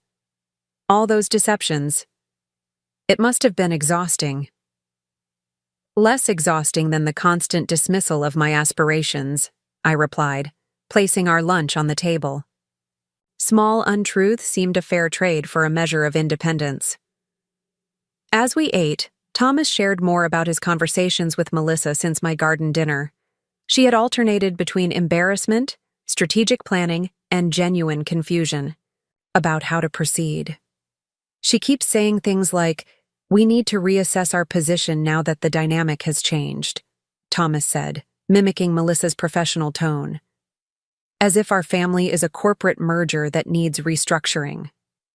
I smiled despite myself. In her defense, that's how she processes the world. We all use the tools we're most comfortable with. Maybe. He sighed, pushing his plate away. But I keep thinking about what you said, about love without respect. I'm not sure Melissa respects me, Mom. I think she saw me as a suitable partner, for her ambitions. My family name, my career trajectory, my social connections, they fit her plan. But after seeing you last night, hearing about what you've built, I realized that no one has ever looked at me the way your colleagues look at you. The observation surprised me. What do you mean? With genuine respect. Not for what I represent or what I might provide, but for what I've actually created or contributed. He ran a hand through his already disheveled hair. Dad was respected for his business success. You're respected for building Savoria. But what am I respected for, really? Following a path that was laid out for me? Marrying well? Living in the right neighborhood? I reached across the table to cover his hand with mine. You're being too hard on yourself. You've built a solid career. A career I chose because Dad said it was sensible, in a company that hired me partly because of Dad's connections. His voice was bitter now. Even my relationship with Melissa. Sometimes I wonder if I pursued her because she was the kind of woman Dad would have approved of. This was territory I hadn't expected to navigate.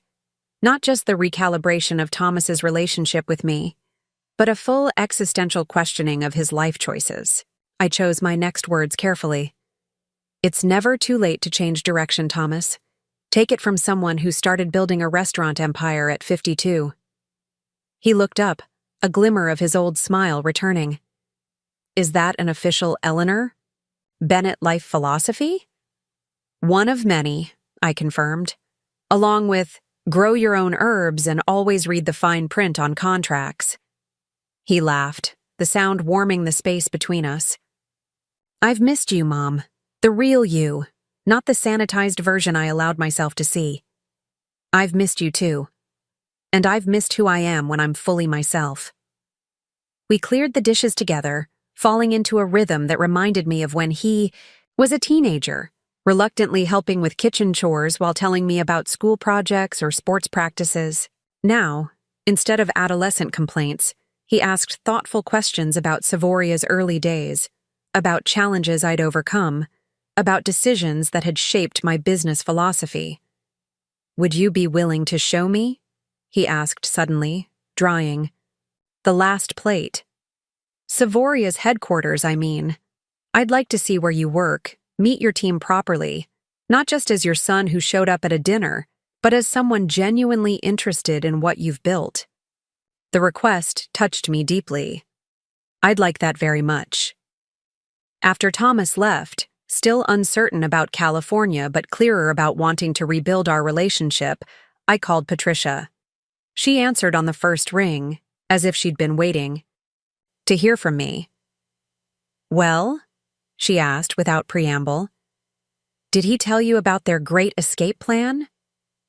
He did. It seems less certain than Melissa presented it this morning. Patricia made a sound of satisfaction. Good. Hasty relocations rarely solve underlying issues. Now, about our initiative. I've scheduled a meeting with the foundation board for Wednesday. Can you join? I'll be there. And Patricia? Thank you for coming to me first. That's what friends do, Eleanor. See you Wednesday. I spent the rest of Sunday afternoon reviewing the foundation proposal and making notes for the upcoming meeting. But my mind kept returning to Thomas's visit, his vulnerability, his questions about respect and purpose, his request to see Savoria's headquarters. For the first time in years, I felt maternal hope without the sharp edge of disappointment that had become its constant companion. Monday morning arrived with crisp autumn air and a calendar full of meetings.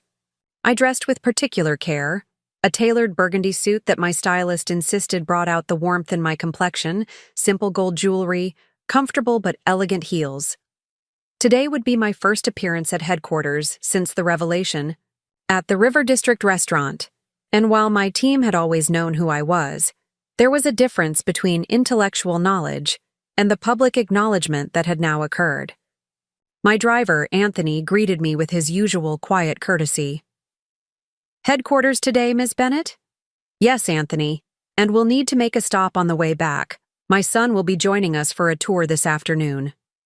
If he was surprised by this development, he showed no sign beyond a slight raising of his eyebrows. Very good, Ms. Bennett. Savoria's corporate offices occupied 3 floors of a renovated industrial building downtown. Exposed brick walls, high ceilings, and large windows, creating a space that balanced historic character with contemporary function. I'd insisted on a working kitchen adjacent to the executive floor, partly for testing new recipes, but mostly to ensure that food remained central to our corporate culture, even as the business expanded. As I stepped off the elevator, my assistant, Grace, was waiting with my usual morning tea and a deliberately casual smile that didn't quite hide her curiosity. Good morning, Ms. Bennett. The executive team is gathered in the conference room whenever you're ready. She fell into step beside me as we walked toward my office.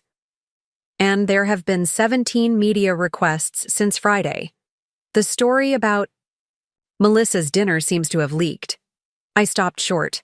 What exactly leaked? Grace handed me her tablet, open to a local business publication's website. The headline made me wince. Restaurant mogul reveals identity at daughter-in-law's dinner party. Family drama meets business success. The article was relatively factual, but framed with unnecessarily dramatic language, stunning revelation, shocked family members, double life revealed. Photos showed the exterior of the River District location, a professional headshot of me from last year's annual report, and, most concerningly, candid shots of Thomas and Melissa leaving the restaurant that night, their expressions caught in unflattering moments of confusion. Who could have? I began, then sighed. The other diners, Melissa's colleagues. Grace nodded. Social media posts started appearing Saturday morning. The business press picked it up yesterday. I handed back the tablet, a new complication taking shape in my mind. Has Melissa seen this? I would assume so. It's been shared extensively, within local business circles. This put Thomas's visit yesterday in a different light. Had he come because of genuine personal reckoning, or because their private family drama had become public business news? The distinction mattered. Ms. Bennett? Grace prompted gently. The executive team? I pushed aside my concerns for the moment. Yes, of course. Let's not keep them waiting. The conference room fell silent as I entered, faces turning toward me with varying degrees of curiosity and support. These were my people, the team I'd built carefully over years, professionals who had helped transform Savoria from a local success to a national brand. None of them seemed particularly surprised by recent revelations. They had always known who I was, both as their CEO and as a person with a private life beyond business. Good morning, everyone, I began, taking my seat at the head of the table. I appreciate your discretion during what has become a somewhat public personal matter. Now, let's focus on what actually matters. Savoria's fourth quarter projections and our expansion timeline. James, my COO, nodded appreciatively. Southeastern market analysis is ready for review. We've identified 3 potential locations in Nashville that meet our criteria. The meeting proceeded normally, professional considerations taking precedence over personal curiosity. This was what I'd built, a corporate culture where competence mattered more than drama, where strategic thinking outweighed gossip. It felt stabilizing after the emotional turbulence of recent days. As the team filed out after our productive 2-hour session, Sophie from the River District location lingered behind. Ms. Bennett, she began hesitantly, I wanted to apologize if I overstepped that night. When Mrs. Melissa asked about you, I didn't realize the family situation was complicated. I waved away her concern. You did exactly as instructed, Sophie. The complications weren't of your making. Still, she persisted, seeing it written up in Business Weekly feels invasive. Some of the staff have been asked questions by customers. We've been instructing everyone to respect your privacy. Her loyalty touched me. Thank you, Sophie. I appreciate that, and please assure your team that this will pass. The The business world will find something new to discuss soon enough. After she left, I spent the remainder of the morning in focused work, reviewing contracts, approving final designs for our Nashville location, consulting with our legal team about a potential franchising opportunity in Canada. The rhythm of business decisions was comforting after so much personal upheaval. At precisely noon, Grace appeared in my doorway. "Your son is here, Ms. Bennett." I looked up in surprise. "He's early. Our tour isn't scheduled until 3. Grace nodded. "He said he wanted to take you to lunch first, if you're available. He's waiting in the reception area." I gathered my things quickly, curious about this unexpected development. When I reached reception, I found Thomas standing awkwardly near the sleek, modern desk, looking out of place in his conservative suit among Savoria's more creative corporate aesthetic. "Thomas," I greeted him, watching as he turned with an expression of relief. "This is a pleasant surprise, Mom." He stepped forward, then hesitated before leaning in to kiss my cheek, a gesture he hadn't offered in years. "I hope it's okay that I came early. I thought maybe we could have lunch before the tour." I nodded, noticing the newspaper tucked under his arm, today's business section, undoubtedly containing more coverage of our family situation. "Of course, there's a lovely cafe just down the block." As we walked, I could feel Thomas gathering himself to say something difficult. I waited, giving him space to find his words. "Mom," he finally began as we settled at a corner table in the sunlit cafe. "Have you seen the articles about what happened at the restaurant?" I nodded, unfolding my napkin with deliberate care. "Grace showed me this morning. Unfortunate, but not entirely surprising. People love stories about successful women and family drama. Put them together and it's irresistible to certain publications." Thomas placed the newspaper on the table between us, the headline clearly visible. "Bennett Family Feud. Restaurant Empire Built While Son Remained in Dark." "It's humiliating," he said quietly. "Not that you're successful, that I was clueless, that I treated you the way I did while you were building all this." I studied him, trying to gauge his true concern. "Is it the public perception that bothers you, Thomas? Or the reality it exposes?" He flinched slightly but didn't look away. "Both, I guess. Melissa's furious. Says her professional reputation is damaged by association with a family soap opera. Her colleagues keep asking questions, making jokes. It's why she's so determined to transfer to California." "And you? What do you want?" He looked down at his hands, then back up at me with unexpected firmness. "I want to understand, really understand, not just what you built, but how you built it while I was being so blind. I want to know who my mother really is." For the first time since that fateful dinner at the River District restaurant, I felt a genuine opening between us.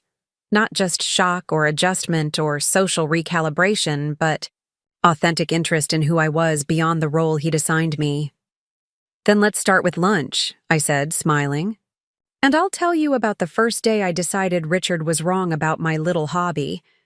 As we ate, I shared stories I'd never told him, about bootstrapping the early catering business, about the first investor who took a chance on an older woman with no formal training but undeniable talent, about nights spent perfecting recipes while Richard slept unaware upstairs.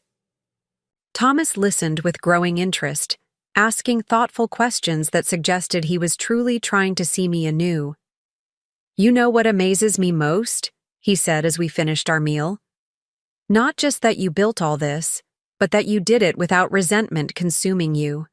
I would have been so angry, being dismissed like that year after year." I considered his observation. There were moments of anger, certainly, but resentment requires focus on what others have taken from you. I chose to focus on what I was creating instead. He nodded slowly. "Is it too late for me to make a different choice, Mom? To see you clearly and build something real between us?" The question hung between us, weighted with years of missed opportunities and misunderstandings, but also perhaps with possibility. It's never too late for a new beginning, Thomas, I answered, reaching across the table to take his hand. Now, shall we go see what I've built? And then perhaps we can talk about what you might want to build in your career, in your marriage, in your life. He smiled, a genuine expression that reminded me of the little boy who had once looked at me with uncomplicated love. I'd like that very much. As we left the cafe, heading back toward Savoria's headquarters, I felt a sense of cautious optimism. The public exposure of our family dynamics had accelerated a reckoning that was perhaps long overdue. Whether Thomas would truly commit to this new understanding, whether Melissa would choose California over reconciliation, whether I could fully integrate the separate facets of my life, these questions remained unanswered. But for now, walking beside my son toward the company I had built, I allowed myself to hope that sometimes painful revelations could lead to authentic healing, and that perhaps being banned from a family dinner had been the beginning, not the end of a story worth telling. The headquarters tour exceeded all my expectations. Watching Thomas absorb the scope of what I'd built, moving from the gleaming test kitchens to the marketing department's creative space, from the financial team's analytical hub to the research and development lab where new menu concepts were born, I saw recognition dawning in his eyes with each introduction, each explanation, each proud team member eager to share their work with the founder's son. "Mom, this is..."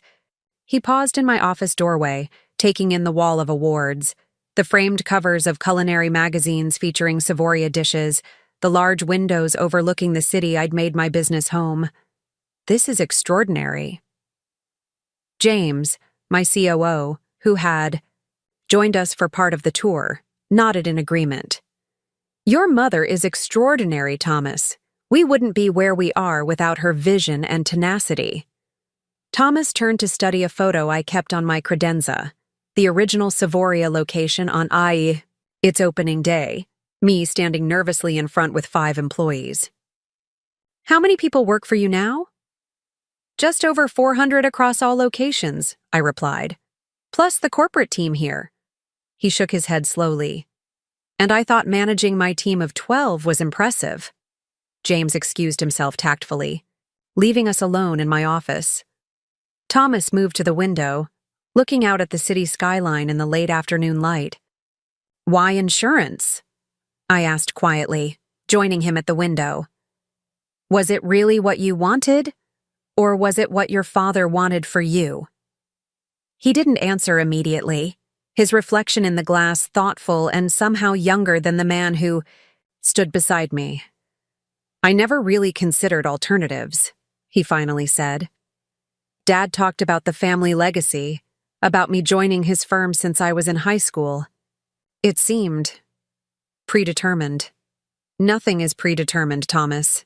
That's perhaps the most important lesson I've learned." He turned to face me directly. "Is that why you didn't guide me towards something else? Because you were letting me make my own choices?" The question held no accusation, just genuine curiosity. I considered it carefully. "Partly. But I also knew that pushing against your father's influence would only create conflict without necessarily opening your mind. You weren't ready to see alternatives then. And now? Now you're asking questions you never asked before. That suggests readiness for change, if that's what you want." He moved away from the window, circling my desk with newfound interest, picking up a promotional mock-up for our upcoming cookbook.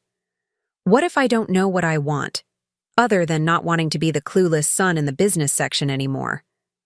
I smiled. That's a starting point. Knowing what you don't want often precedes discovering what you do want.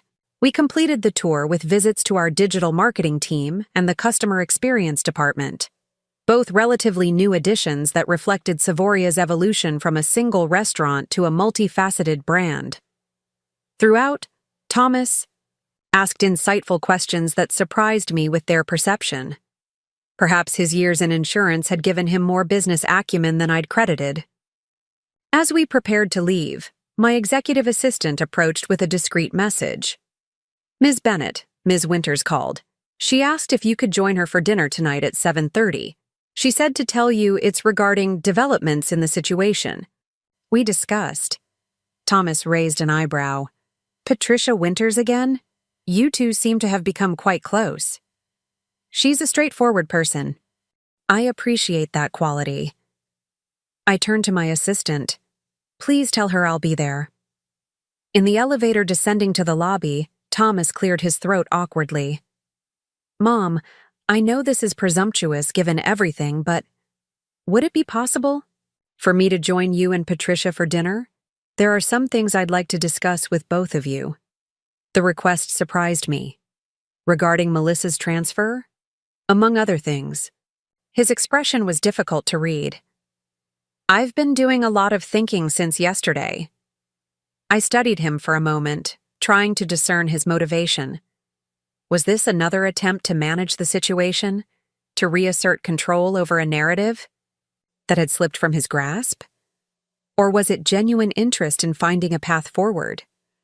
I'll check with Patricia, I said finally as the elevator doors opened. It's her invitation. Thomas nodded, accepting the boundary. Of course. Thank you for today, Mom, for showing me all this, for answering my questions. It means a lot. We parted in the lobby with an awkward but sincere hug, our physical relationship as much in need of recalibration as our emotional one. As I watched him walk to his car, I found myself hoping that his request to join dinner represented a step toward authentic engagement rather than damage control. Back in my office, I called Patricia directly. Eleanor, she answered immediately. I was hoping to hear from you. There have been developments. So, my assistant mentioned. Thomas has asked to join us for dinner. He says he has things to discuss. With both of us. A thoughtful pause. Interesting. Did he mention what things? Not specifically. He says he's been doing a lot of thinking. Haven't we all? Patricia remarked dryly. Yes, bring him along. I've reserved the private dining room at Astor's, 7:30. And Eleanor? Yes, bring your battle armor. Melissa has made some moves today that you should be aware of. The cryptic warning left me unsettled as I finished my workday and returned home to change for dinner. What moves could Melissa have made that would concern Patricia enough to warn me? The California transfer request seemed straightforward, enough, if somewhat reactive. What else could be happening? I chose a midnight blue dress with a structured jacket, professional but not severe, and arrived at Astor's precisely at 7:30. Thomas was already waiting outside, looking nervous but determined in a fresh suit that suggested he'd gone home to change as well. Mom, he greeted me with a quick kiss on the cheek. Thanks for letting me join. Is Patricia here yet? Not yet. I studied him in the restaurant's subtle lighting. Thomas, what's this about? What's happened that couldn't wait? Before he could answer, Patricia's town car pulled up. She emerged looking every inch the financial executive. Elegant gray suit, perfectly coiffed silver hair, the confident bearing of someone accustomed to power. But I caught the tension around her eyes as she approached us. Eleanor, Thomas. She nodded to each of us. Shall we? I've asked that we not be disturbed except for service. The private dining room at Astor's was tastefully intimate. Just 6 seats at a round table draped in crisp linen, soft lighting from Art Deco sconces, a wall of wine bottles adding warmth to the space. We settled in, Patricia immediately signaling for the waiter to pour wine without waiting for the usual preliminaries. I appreciate directness, she began once the waiter had departed. So I'll get to the point. Thomas, your wife came to me this afternoon not only to formalize her transfer request, but to propose a rather unusual arrangement. Thomas tensed beside me. What kind of arrangement? Patricia took a measured sip of her wine.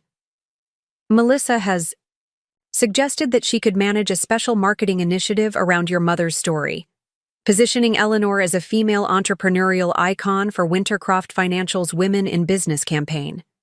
She's already drafted concepts and spoken with our creative team. I set my wine glass down carefully. Without consulting me. Without consulting anyone properly, Patricia confirmed.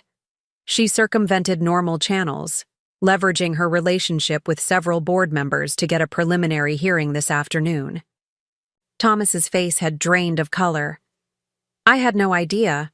She told me she was working late on a presentation. She was, Patricia said. Just not the presentation you assumed. The proposal itself isn't without merit. Eleanor's journey is compelling and aligns with our corporate values around female leadership. But the timing and approach are opportunistic and presumptuous, I finished. Using my story for corporate marketing without my involvement or consent. Thomas looked genuinely distressed. Mom, I swear I didn't know about this. This isn't what I wanted to discuss tonight at all. Patricia raised an eyebrow. What did you want to discuss, Thomas? He straightened, some resolve returning to his expression. My future. At the dinner in your garden, Mom, you helped me see something I've been avoiding for years. I've been living according to others' expectations instead of my own ambitions. And what are your ambitions? I asked, curious despite the tension surrounding Melissa's maneuver. That's just it, he said, leaning forward earnestly. For the first time in my adult life, I'm allowing myself to explore that question without filtering it through Dad's expectations or Melissa's plans. And what keeps coming back to me is food. Patricia and I exchanged surprised glances. Food? I echoed. Thomas nodded, unexpected animation brightening his features. I've always loved cooking, Mom. Remember how I used to help you in the kitchen? Before Dad said it wasn't a suitable hobby for a young man going into business? It's the one thing I've always found joy in, even if I pushed it aside to focus on being Richard Dawson's son. The revelation stunned me.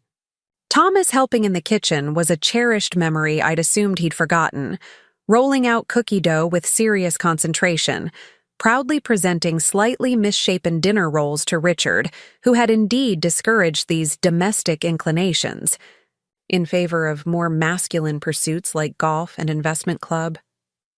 You never mentioned this, I said softly. Not once in all these years. Because it seemed childish and irrelevant to the path I was on, he admitted. But seeing your headquarters today, understanding what you built from your passion for food, it awakened something I've kept buried. Patricia watched our exchange with keen interest. And how does this revelation relate to Melissa's unsanctioned marketing pitch? Or to California? Thomas exhaled slowly. That's what I wanted to discuss with both of you. I don't want to go to California. I want to stay here and explore this part of myself I've neglected. But Melissa is determined to leave, especially after the media coverage. And after seeing today's articles, I understand why. What articles? I asked sharply. I saw this morning's business section, but there's more, Patricia interjected, pulling out her tablet and sliding it across to me. The story has evolved from business revelation to family drama. Someone has been talking to the press. The screen showed a lifestyle website's homepage with the headline, Exclusive, Inside the Bennett Family Feud, Daughter-in-Law Speaks Out About Restaurant Queen's Double Life. My stomach dropped as I scanned the article. Though Melissa wasn't directly quoted, sources close to the family described a calculating mother-in-law who had deliberately concealed her success to test her son and daughter-in-law, culminating in a public humiliation at a professional dinner. The piece painted me as manipulative and Thomas as a victim of maternal game-playing.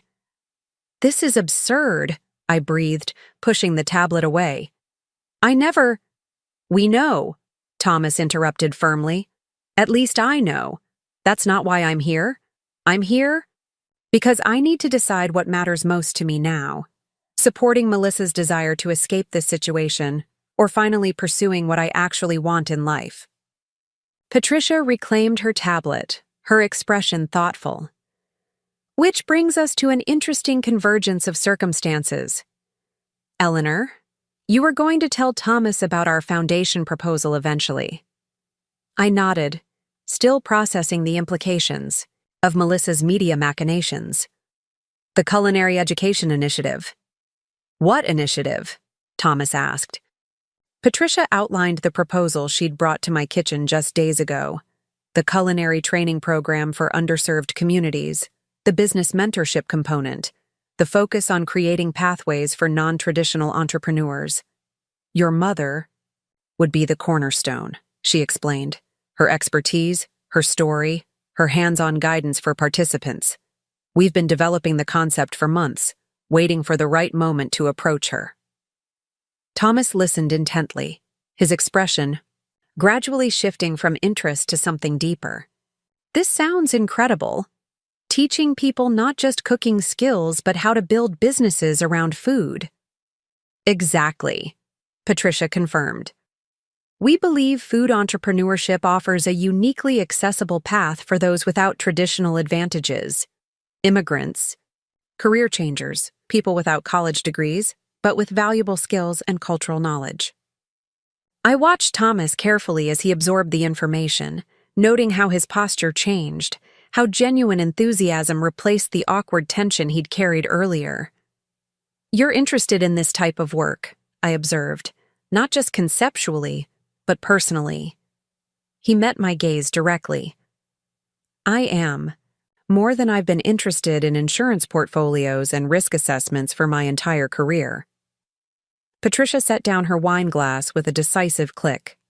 Well, this is serendipitous.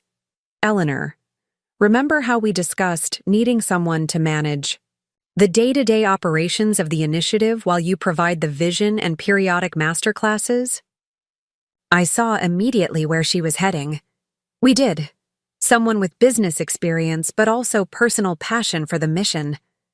Thomas looked between us, comprehension dawning slowly. Are you suggesting— Nothing is being suggested yet, I cautioned, unwilling to leap toward solutions before fully understanding the situation. Thomas, we need to be clear about what's happening here. Melissa has taken steps that affect all of us, requesting a transfer, speaking to the media, proposing marketing campaigns around my story without consent.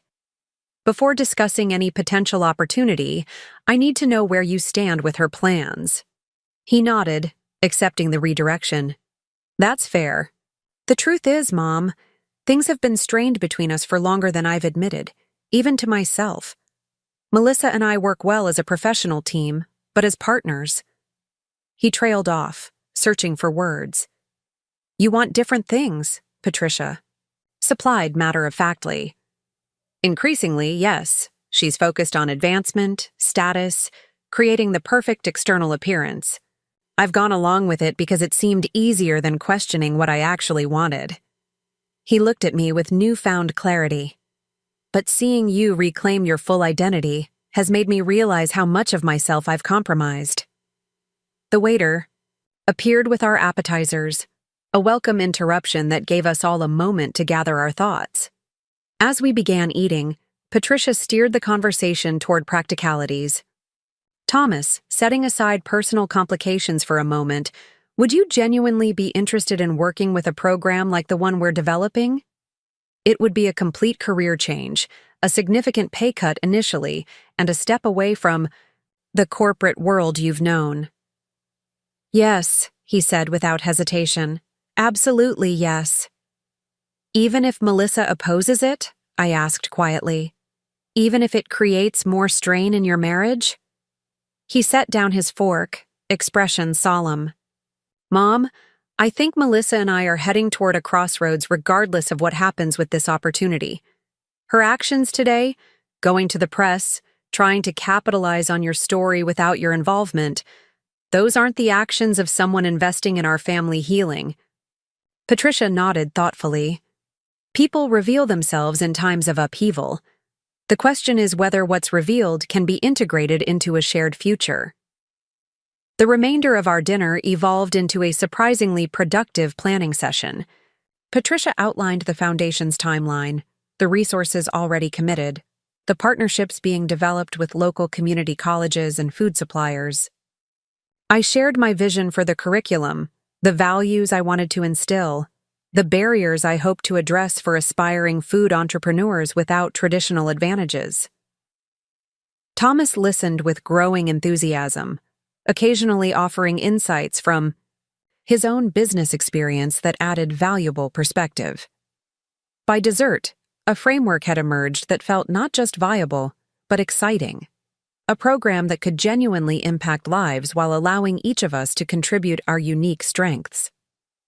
"We should formalize next steps," Patricia said as our coffee arrived.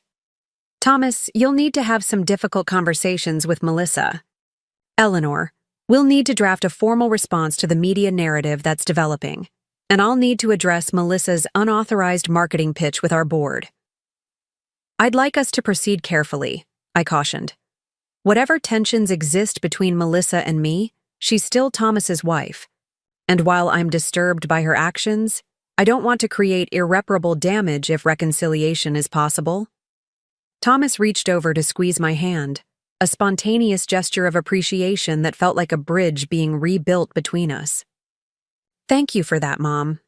I don't know what will happen with Melissa and me, but I do know I want to move forward with integrity." As we prepared to leave, Patricia pulled me aside while Thomas settled the bill, having insisted, to my surprise, on paying for the three of us. "Eleanor," she said quietly, "are you sure about this? Bringing Thomas into the foundation project creates personal complications that could impact its success." I considered her concern. "Nothing worth doing comes without risk, Patricia, including friendship with a business competitor's marketing director." She smiled, acknowledging the parallel. "Fair point. Just promise me you'll maintain professional boundaries if we move forward. The initiative is too important to be derailed by family dynamics." "Agreed," I assured her. "But I believe Thomas deserves the chance to discover his own path, even if it intersects with mine. I spent too many years being defined by others' limitations. I won't impose that on him now."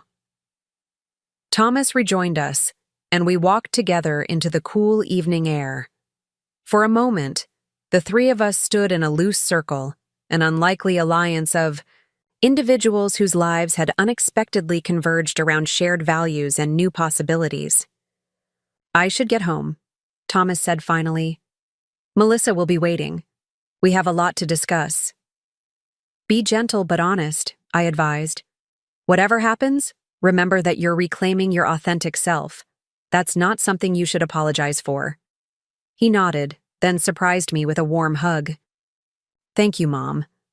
For today, for tonight, for seeing me as I could be, not just as I've been." After Thomas departed, Patricia turned to me with a knowing look. "He's more like you than either of you realized. That same quiet determination beneath the accommodating exterior."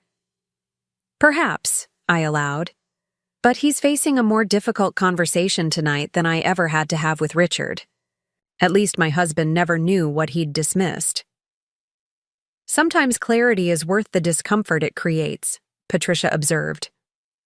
"Good night, Eleanor.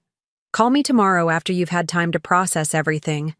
We'll develop a strategy for addressing the media situation." I returned home to a house that felt different somehow, not emptier for having been filled with Thomas's renewed presence in my life, but more spacious, as if possibilities were expanding within its walls. I moved through my evening routine with contemplative calm, considering the day's revelations and the potential paths forward. Thomas's interest in food and entrepreneurial education had surprised me completely. Had I been so focused on my own journey that I'd missed signs of his suppressed passions, or had he hidden them so thoroughly that even a mother's eye couldn't discern them? Perhaps both were true, mutual blind spots created by years of prescribed roles and limited expectations. As I prepared for bed, my phone chimed with a text message. "Thomas. Conversation with Melissa ongoing. Difficult, but necessary. Thank you for tonight. It meant more than you know. I responded simply. I'm here whatever happens. Rest well. Sleep came easily that night, untroubled by the media narratives or Melissa's machinations. Whatever challenges tomorrow might bring, I had reconnected with my son in a way that felt authentic and hopeful. The rest would unfold as it needed to. Morning arrived with golden autumn light and a notification that Savoria's social media accounts had experienced significant overnight growth. The public was evidently fascinated by the story of the secret restaurant mogul now emerging in the press. My PR director had already sent 3 urgent messages requesting guidance on our official response. I was reviewing her suggested statements when my doorbell rang, unexpectedly early for a business day. I opened the door to find Melissa standing on my porch, looking simultaneously polished and exhausted. Her designer suit was impeccable, her makeup flawless, but the shadows under her eyes told a different story. "Eleanor," she said formally, "may I come in? I believe we have matters to discuss." I stepped aside, allowing her entry into my home. Unlike Thomas's previous visit, she showed no interest in her surroundings, moving directly to my living room, with the focused purpose of someone executing a business strategy. "Would you like coffee?" I offered, maintaining the civilities despite the obvious tension. "No, thank you. I won't be staying long." She remained standing, clutching her designer handbag like a shield. "I assume Thomas told you about our conversation last night. He mentioned you were discussing important matters. He didn't share details." She nodded, as if this confirmed something for her. Always the discreet mother now. "Well, I'll be direct. Thomas has decided he wants to pursue this culinary education project with you and Patricia. He's talking about leaving his position at the firm, about finding his authentic path." Her tone made clear what she thought of this sudden redirection. "That's between you and Thomas," I replied carefully. "The Foundation initiative has been in development for months, long before recent events. If Thomas is interested in being part of it, that's his decision to make." "Is it?" Melissa's perfectly shaped eyebrow arched. "Or is this another manipulation? The famous Eleanor Bennett orchestrating events from behind the scenes, testing whether her son will finally choose her over his wife?" The accusation stung with its unfairness. "Melissa, I've never asked Thomas to choose between us. Not once in all the years you've been married. No, you just hid your success, letting us believe you were a simple homemaker, waiting for the perfect moment to reveal your empire and make us look foolish." Her voice remained controlled, but I could see the anger simmering beneath her professional veneer. "Is that how you've interpreted events?" I asked, genuinely curious about her. Perspective. That this was all an elaborate test? What else could it be? You let us exclude you, underestimate you, all while building a restaurant empire in secret. The perfect revenge on the daughter-in-law who didn't appreciate you. I sighed, gesturing, for her to sit though I remained standing. "Melissa, my business was never about you, or about Thomas. It was about me, my passion, my abilities, my desire to create something meaningful. Not everything women do revolves around family dynamics." She remained standing, unmoved by my explanation. "Regardless of your intentions, the result is the same. My professional reputation has been compromised. My husband is suddenly questioning our entire life together. And you're being celebrated as some kind of feminist icon while I'm cast as the shallow, status-obsessed villain. I didn't speak to the press, Melissa. Those narratives aren't coming from me." She had the grace to look momentarily discomfited. "The press draws its own conclusions. The point is, I came here to tell you directly that I'm accepting the California position. I leave next week. And Thomas? Thomas needs to decide what matters most to him, the life we've built together, or this sudden midlife crisis inspired by his mother's revelation." She adjusted her bag, preparing to leave. "I've made my position clear. If he chooses to stay, to pursue this new direction, he does so understanding what it means for our marriage. The ultimatum hung in the air between us, stark, uncompromising, and ultimately sad in its limitation of possibilities. I felt a surprising wave of compassion for this driven, young woman who saw relationships as transactions and life choices as strategic moves on a career board. "Melissa," I said gently, "has it occurred to you that Thomas might be discovering what truly fulfills him, just as I did years ago? That his interest in food entrepreneurship might be a genuine passion worth supporting, not a betrayal to manage?" She paused by the door, something vulnerable briefly crossing her features before the professional mask returned. "We had a plan, Eleanor, a 5-year plan, a 10-year plan. Executive leadership by 40, board positions by 50, early retirement with substantial assets. That was our agreement."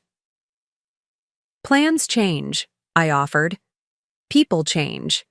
The question is whether your relationship can accommodate growth that doesn't follow the predetermined script. Some would call that growth. Others would call it breaking commitments."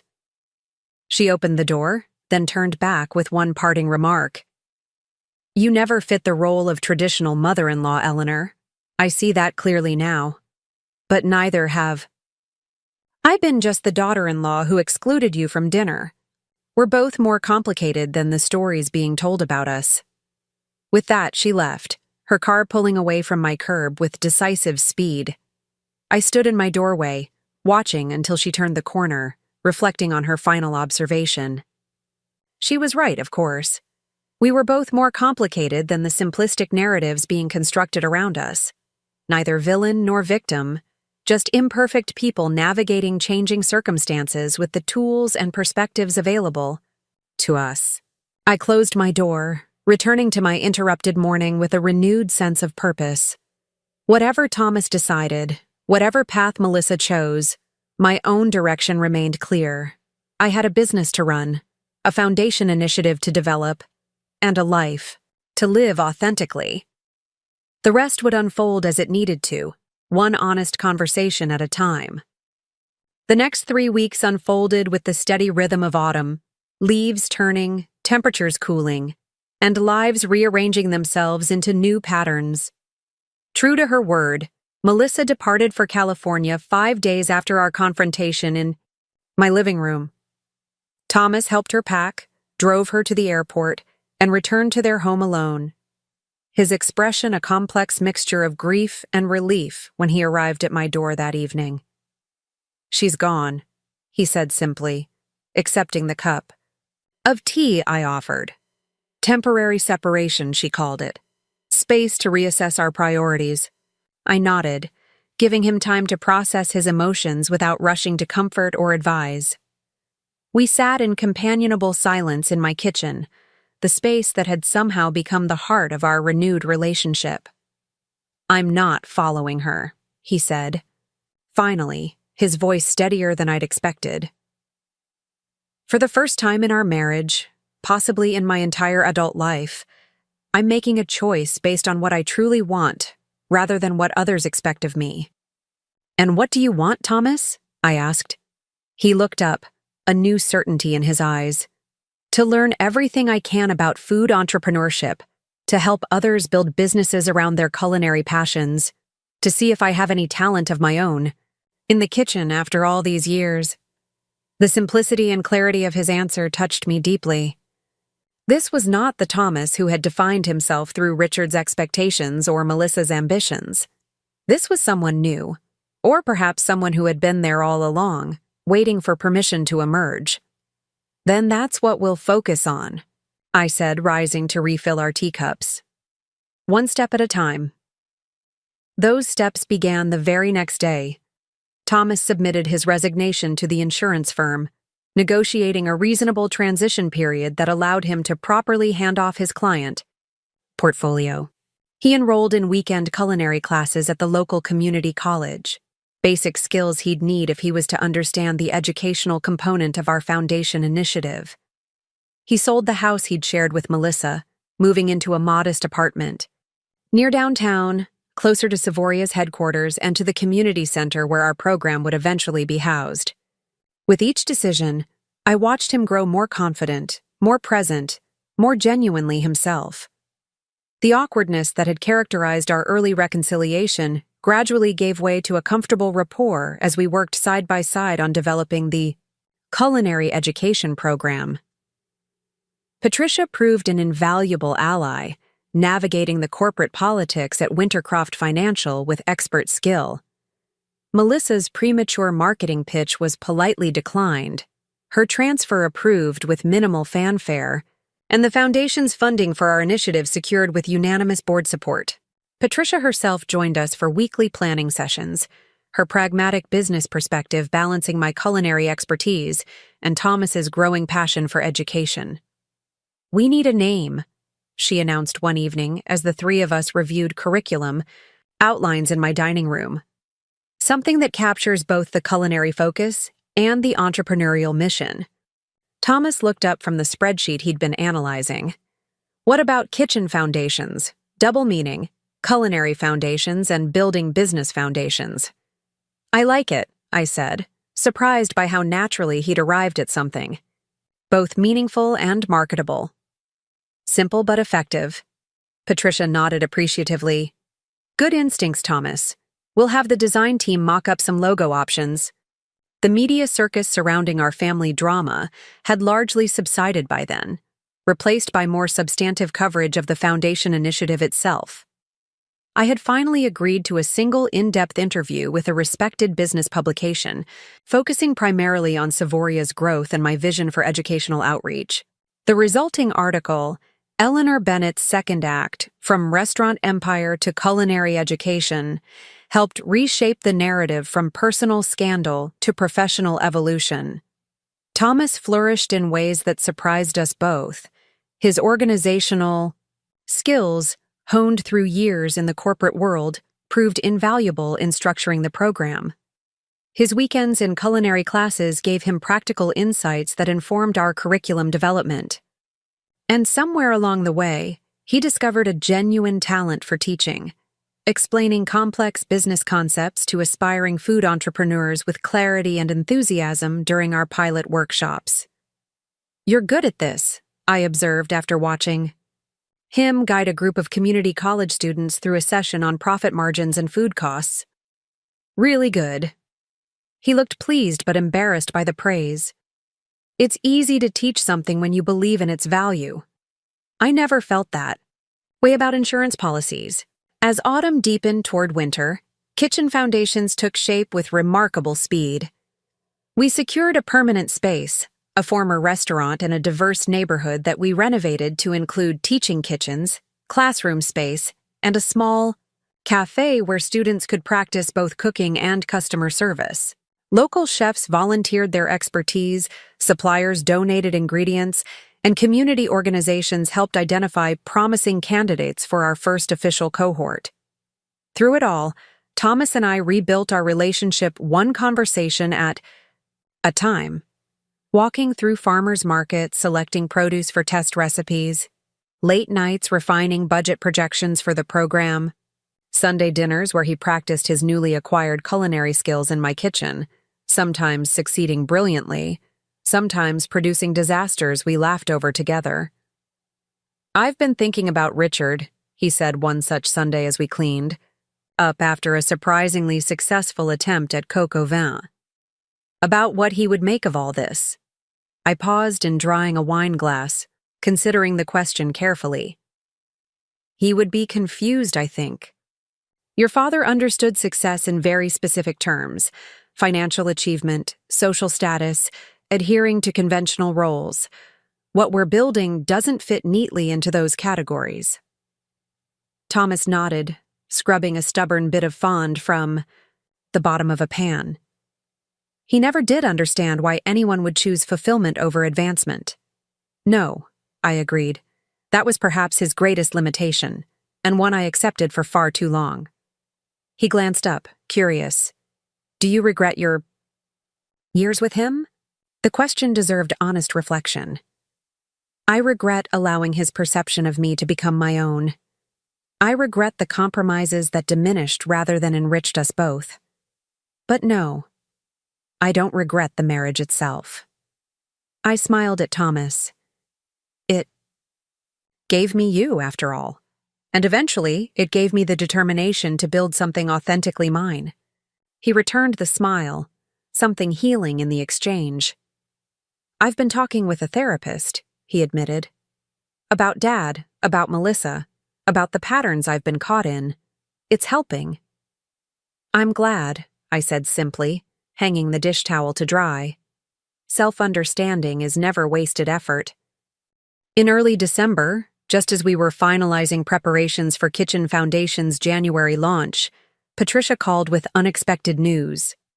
Eleanor, she began without preamble, Melissa has given an interview to West Coast Style magazine. It's out today. My heart sank. Another exposé on family drama? Surprisingly, no.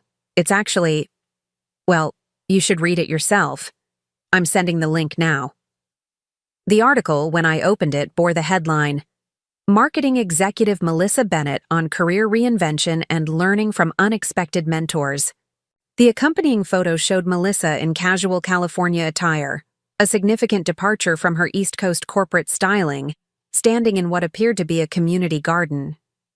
I read with growing astonishment as Melissa described her professional transition to Wintercroft's West Coast division, her new focus on agricultural business development, and, most surprisingly, the impact of discovering her mother-in-law's hidden success. Eleanor Bennett taught me an invaluable lesson about assumptions, she was quoted saying. I had categorized her based on superficial observations and missed the extraordinary entrepreneur beneath the surface. That mistake has fundamentally changed how I approach both business and personal relationships. The article went on to describe Melissa's new project, a marketing initiative connecting small-scale organic farmers with urban restaurants, helping sustainable agriculture reach broader markets through strategic promotion. In a way, she concluded in the piece, I'm building on Eleanor's foundation, creating pathways for food producers who might otherwise be overlooked. Our approaches and relationship are complicated, but her influence is undeniable. I set down my phone, processing this unexpected development. Thomas, who had been reviewing application materials for our first student cohort at my dining room table, looked up. What is it? I handed him my phone without comment, watching his expression as he read. Surprise, confusion, a flicker of pain, and then something like thoughtful acceptance moved across his features. Well, he said finally, it seems California has been good for Melissa in unexpected ways. Have you been in contact? I asked carefully. He nodded. Occasional texts, a few brief calls. Nothing substantial. She's been finding her footing, I think, as have I. This article suggests some reflection on her part. Yes, he handed back my phone, though notice she's still professionally Melissa Bennett, not reverting to her maiden name. The observation was insightful.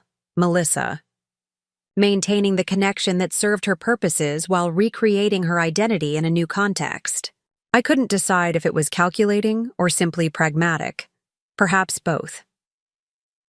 What does this mean for your marriage? I asked, treading carefully into territory we'd largely avoided in recent weeks.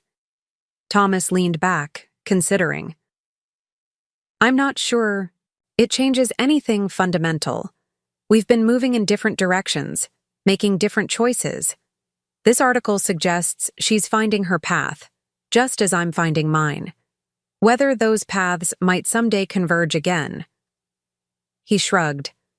That's a question for the future, not today. His maturity in facing this ambiguity impressed me. The Thomas of 6 months ago would have either rushed to reconciliation or pushed for immediate divorce, anything to resolve the uncertainty, to have a clear plan forward. This Thomas seemed comfortable letting possibilities remain open, focusing on his own growth while allowing Melissa hers. 2 days later, Melissa herself called. The the first direct contact we'd had since our confrontation in my living room. I answered with neutral politeness, unsure what to expect. "Eleanor," she began, her voice carrying the slight echo of a hands-free call. "I hope I'm not interrupting anything important." "Not at all," I replied, settling into my garden chair. "I've just read your interview in West Coast style." "Ah, I wondered if it would make its way to you." She paused. "I meant what I said there, about learning from you, about reconsidering my assumptions." "I appreciate that, Melissa. Your agricultural marketing program sounds interesting." "It's still developing," she said, something of her old professional eagerness returning to her voice. "But there's real potential here. Small organic farms have incredible products but minimal marketing expertise. With the right strategy, they could compete effectively with industrial agriculture, at least in premium markets." "You sound passionate about it," I observed. She laughed softly. "I suppose I am. It's strange. In all my career planning, I never considered agricultural marketing.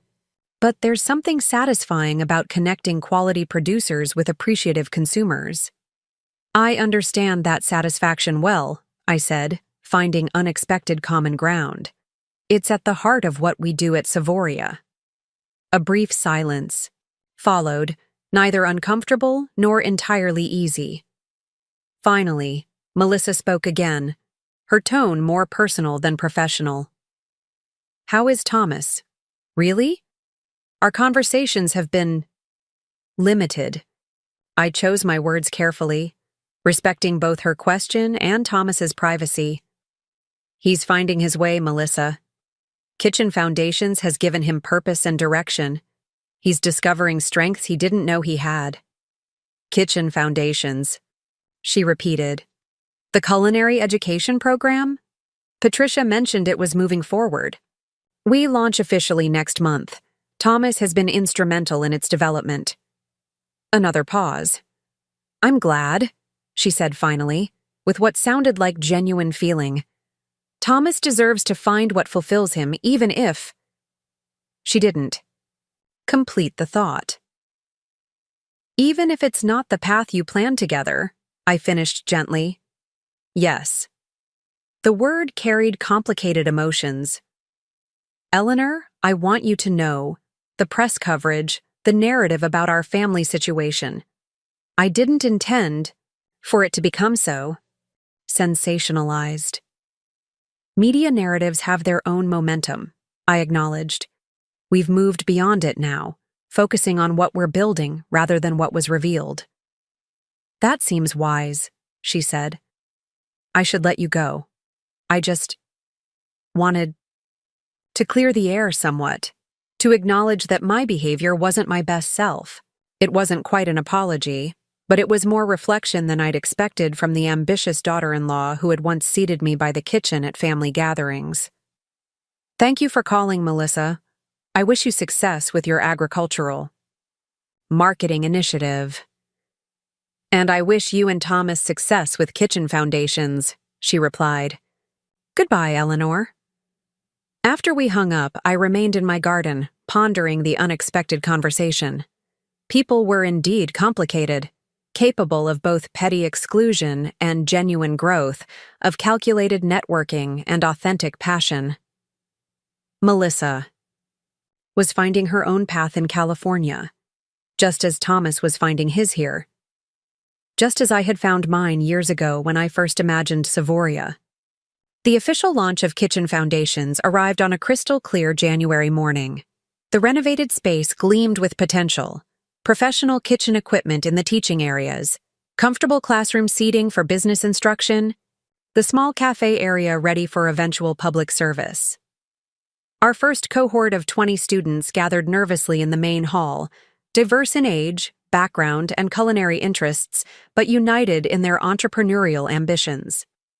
Patricia, elegant in a tailored suit that somehow didn't intimidate despite its obvious quality, opened the proceedings with a brief welcome on behalf of Wintercroft Financial's foundation. Then Thomas stepped forward, confidently introducing, the program structure, the mentors, the resources available to participants. Watching him address the group, I felt a surge of maternal pride untainted by the complications of our past relationship. This was Thomas in his element.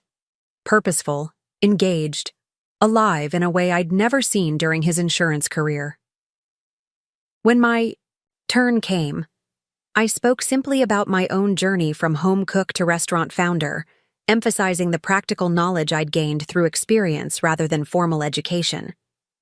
What matters most, I told them, is not where you start, but your willingness to learn, to adapt, and to remain true to your unique vision. Each of you brings flavors and perspectives that our culinary world needs. The day unfolded with orientation, activities, skills assessments, and a communal lunch prepared by local chefs who had volunteered as program mentors. Throughout, I observed Thomas moving easily among the participants, answering questions, offering encouragement, embodying the bridge between business expertise and culinary passion that made our program distinctive. As the first day drew to a close, the three of us, Patricia, Thomas, and I, gathered in the small office at the back of the building to toast our successful launch. To Kitchen Foundations, Patricia said, raising her glass of champagne. May it nurture many successful entrepreneurs. And to unexpected partnerships, Thomas added, his glass meeting ours, professional and personal. I completed the toast with my own contribution to authenticity, in food, in business, and in life. As we sipped our champagne, I reflected on the journey that had brought us to this moment. 6 months ago, I had been the mother-in-law, banned from family dinner, maintaining separate identities as Eleanor the underestimated relative and E.S. Bennett the successful entrepreneur. Now those identities had merged, creating space for new connections, new purposes, new possibilities. Thomas set down his glass, his expression thoughtful. I received an email from Melissa this morning. She's considering a visit next month, professional. Primarily, meetings with Wintercroft's East Coast agricultural clients, but she suggested we might have dinner to talk about next steps, whatever those might be. Patricia and I exchanged glances, both careful not to overlay our own interpretations on his news. That sounds positive, I offered neutrally. An opportunity for direct conversation after some months of distance. He nodded. I'm not expecting reconciliation or resolution, just conversation between two people who have both changed significantly. The best foundation for whatever comes next, Patricia observed. Speaking of which, I should head back to the office. Board meeting tomorrow morning. She gathered her things with efficient grace, pausing at the door. Eleanor, lunch Thursday. Looking forward to it, I confirmed, our friendship now a comfortable fixture in my life. After Patricia departed, Thomas and I moved through the space one last time, checking that everything was properly secured for the night. The kitchen gleamed with potential, student workstations organized and ready for tomorrow's first practical session. The classroom, with its whiteboards covered in business terminology and food cost calculations, awaited eager learners. The small cafe area, not yet open to the public, but soon to showcase student creations, held tables and chairs arranged in welcoming configurations. We did it, Mom, Thomas said as we stood in the main entrance, preparing to lock up. Kitchen Foundations is real. We did, I agreed, feeling the satisfaction of creation that never diminished no matter how many restaurants I opened or programs I launched. And this is just the beginning. He set the alarm system, and we stepped outside into the clear winter evening. Stars punctuated the dark sky above, the neighborhood quiet around us as we walked to our respective cars. Will you come to Sunday? Dinner this week? I asked as we reached the parking area. I'm thinking of testing a new recipe for the cookbook, something with winter squash and sage. I wouldn't miss it, he replied warmly. I might even bring dessert, if you're brave. Enough to try my baking. I laughed, memories of childhood cookie disasters briefly overlapping with this new reality of adult connection. I'll risk it. That's what family does, after all. Make space for each other's experiments, culinary and otherwise. As I drove home through the city streets, I reflected on the strange, unexpected journey that had brought me here. Being banned from family dinner had proved to be not an ending but a beginning. The catalyst for authenticity that had transformed not just my relationship with Thomas, but his understanding of himself. Melissa's role in our story remained unresolved, her California reinvention and tentative outreach suggesting possibilities without promises. Thomas's new path was still unfolding, his talents and passions finding expression in ways none of us could have predicted. And my own life continued to evolve, expanding to include not just business achievement, but deeper personal connections.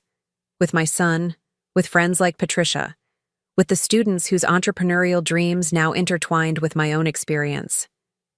The restaurant chain that had once been my secret identity was now simply one facet of a life lived in full dimension. And dinner, once the occasion for exclusion, had become a symbol of inclusion, of coming together with authenticity and acceptance. As I pulled into my driveway, lights glowing welcomingly from inside my home, I felt a sense of completion that had nothing to do with endings. Rather, it was the satisfaction of integration, all the parts of myself, all the relationships in my life, all the work of my hands finally aligned in harmony. I had been banned from family dinner until my daughter-in-law discovered I owned the restaurant chain.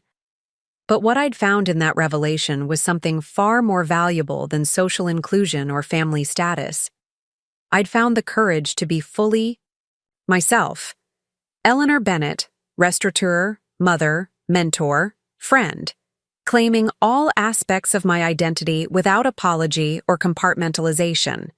And that, I reflected as I opened my front door, was a meal worth waiting for.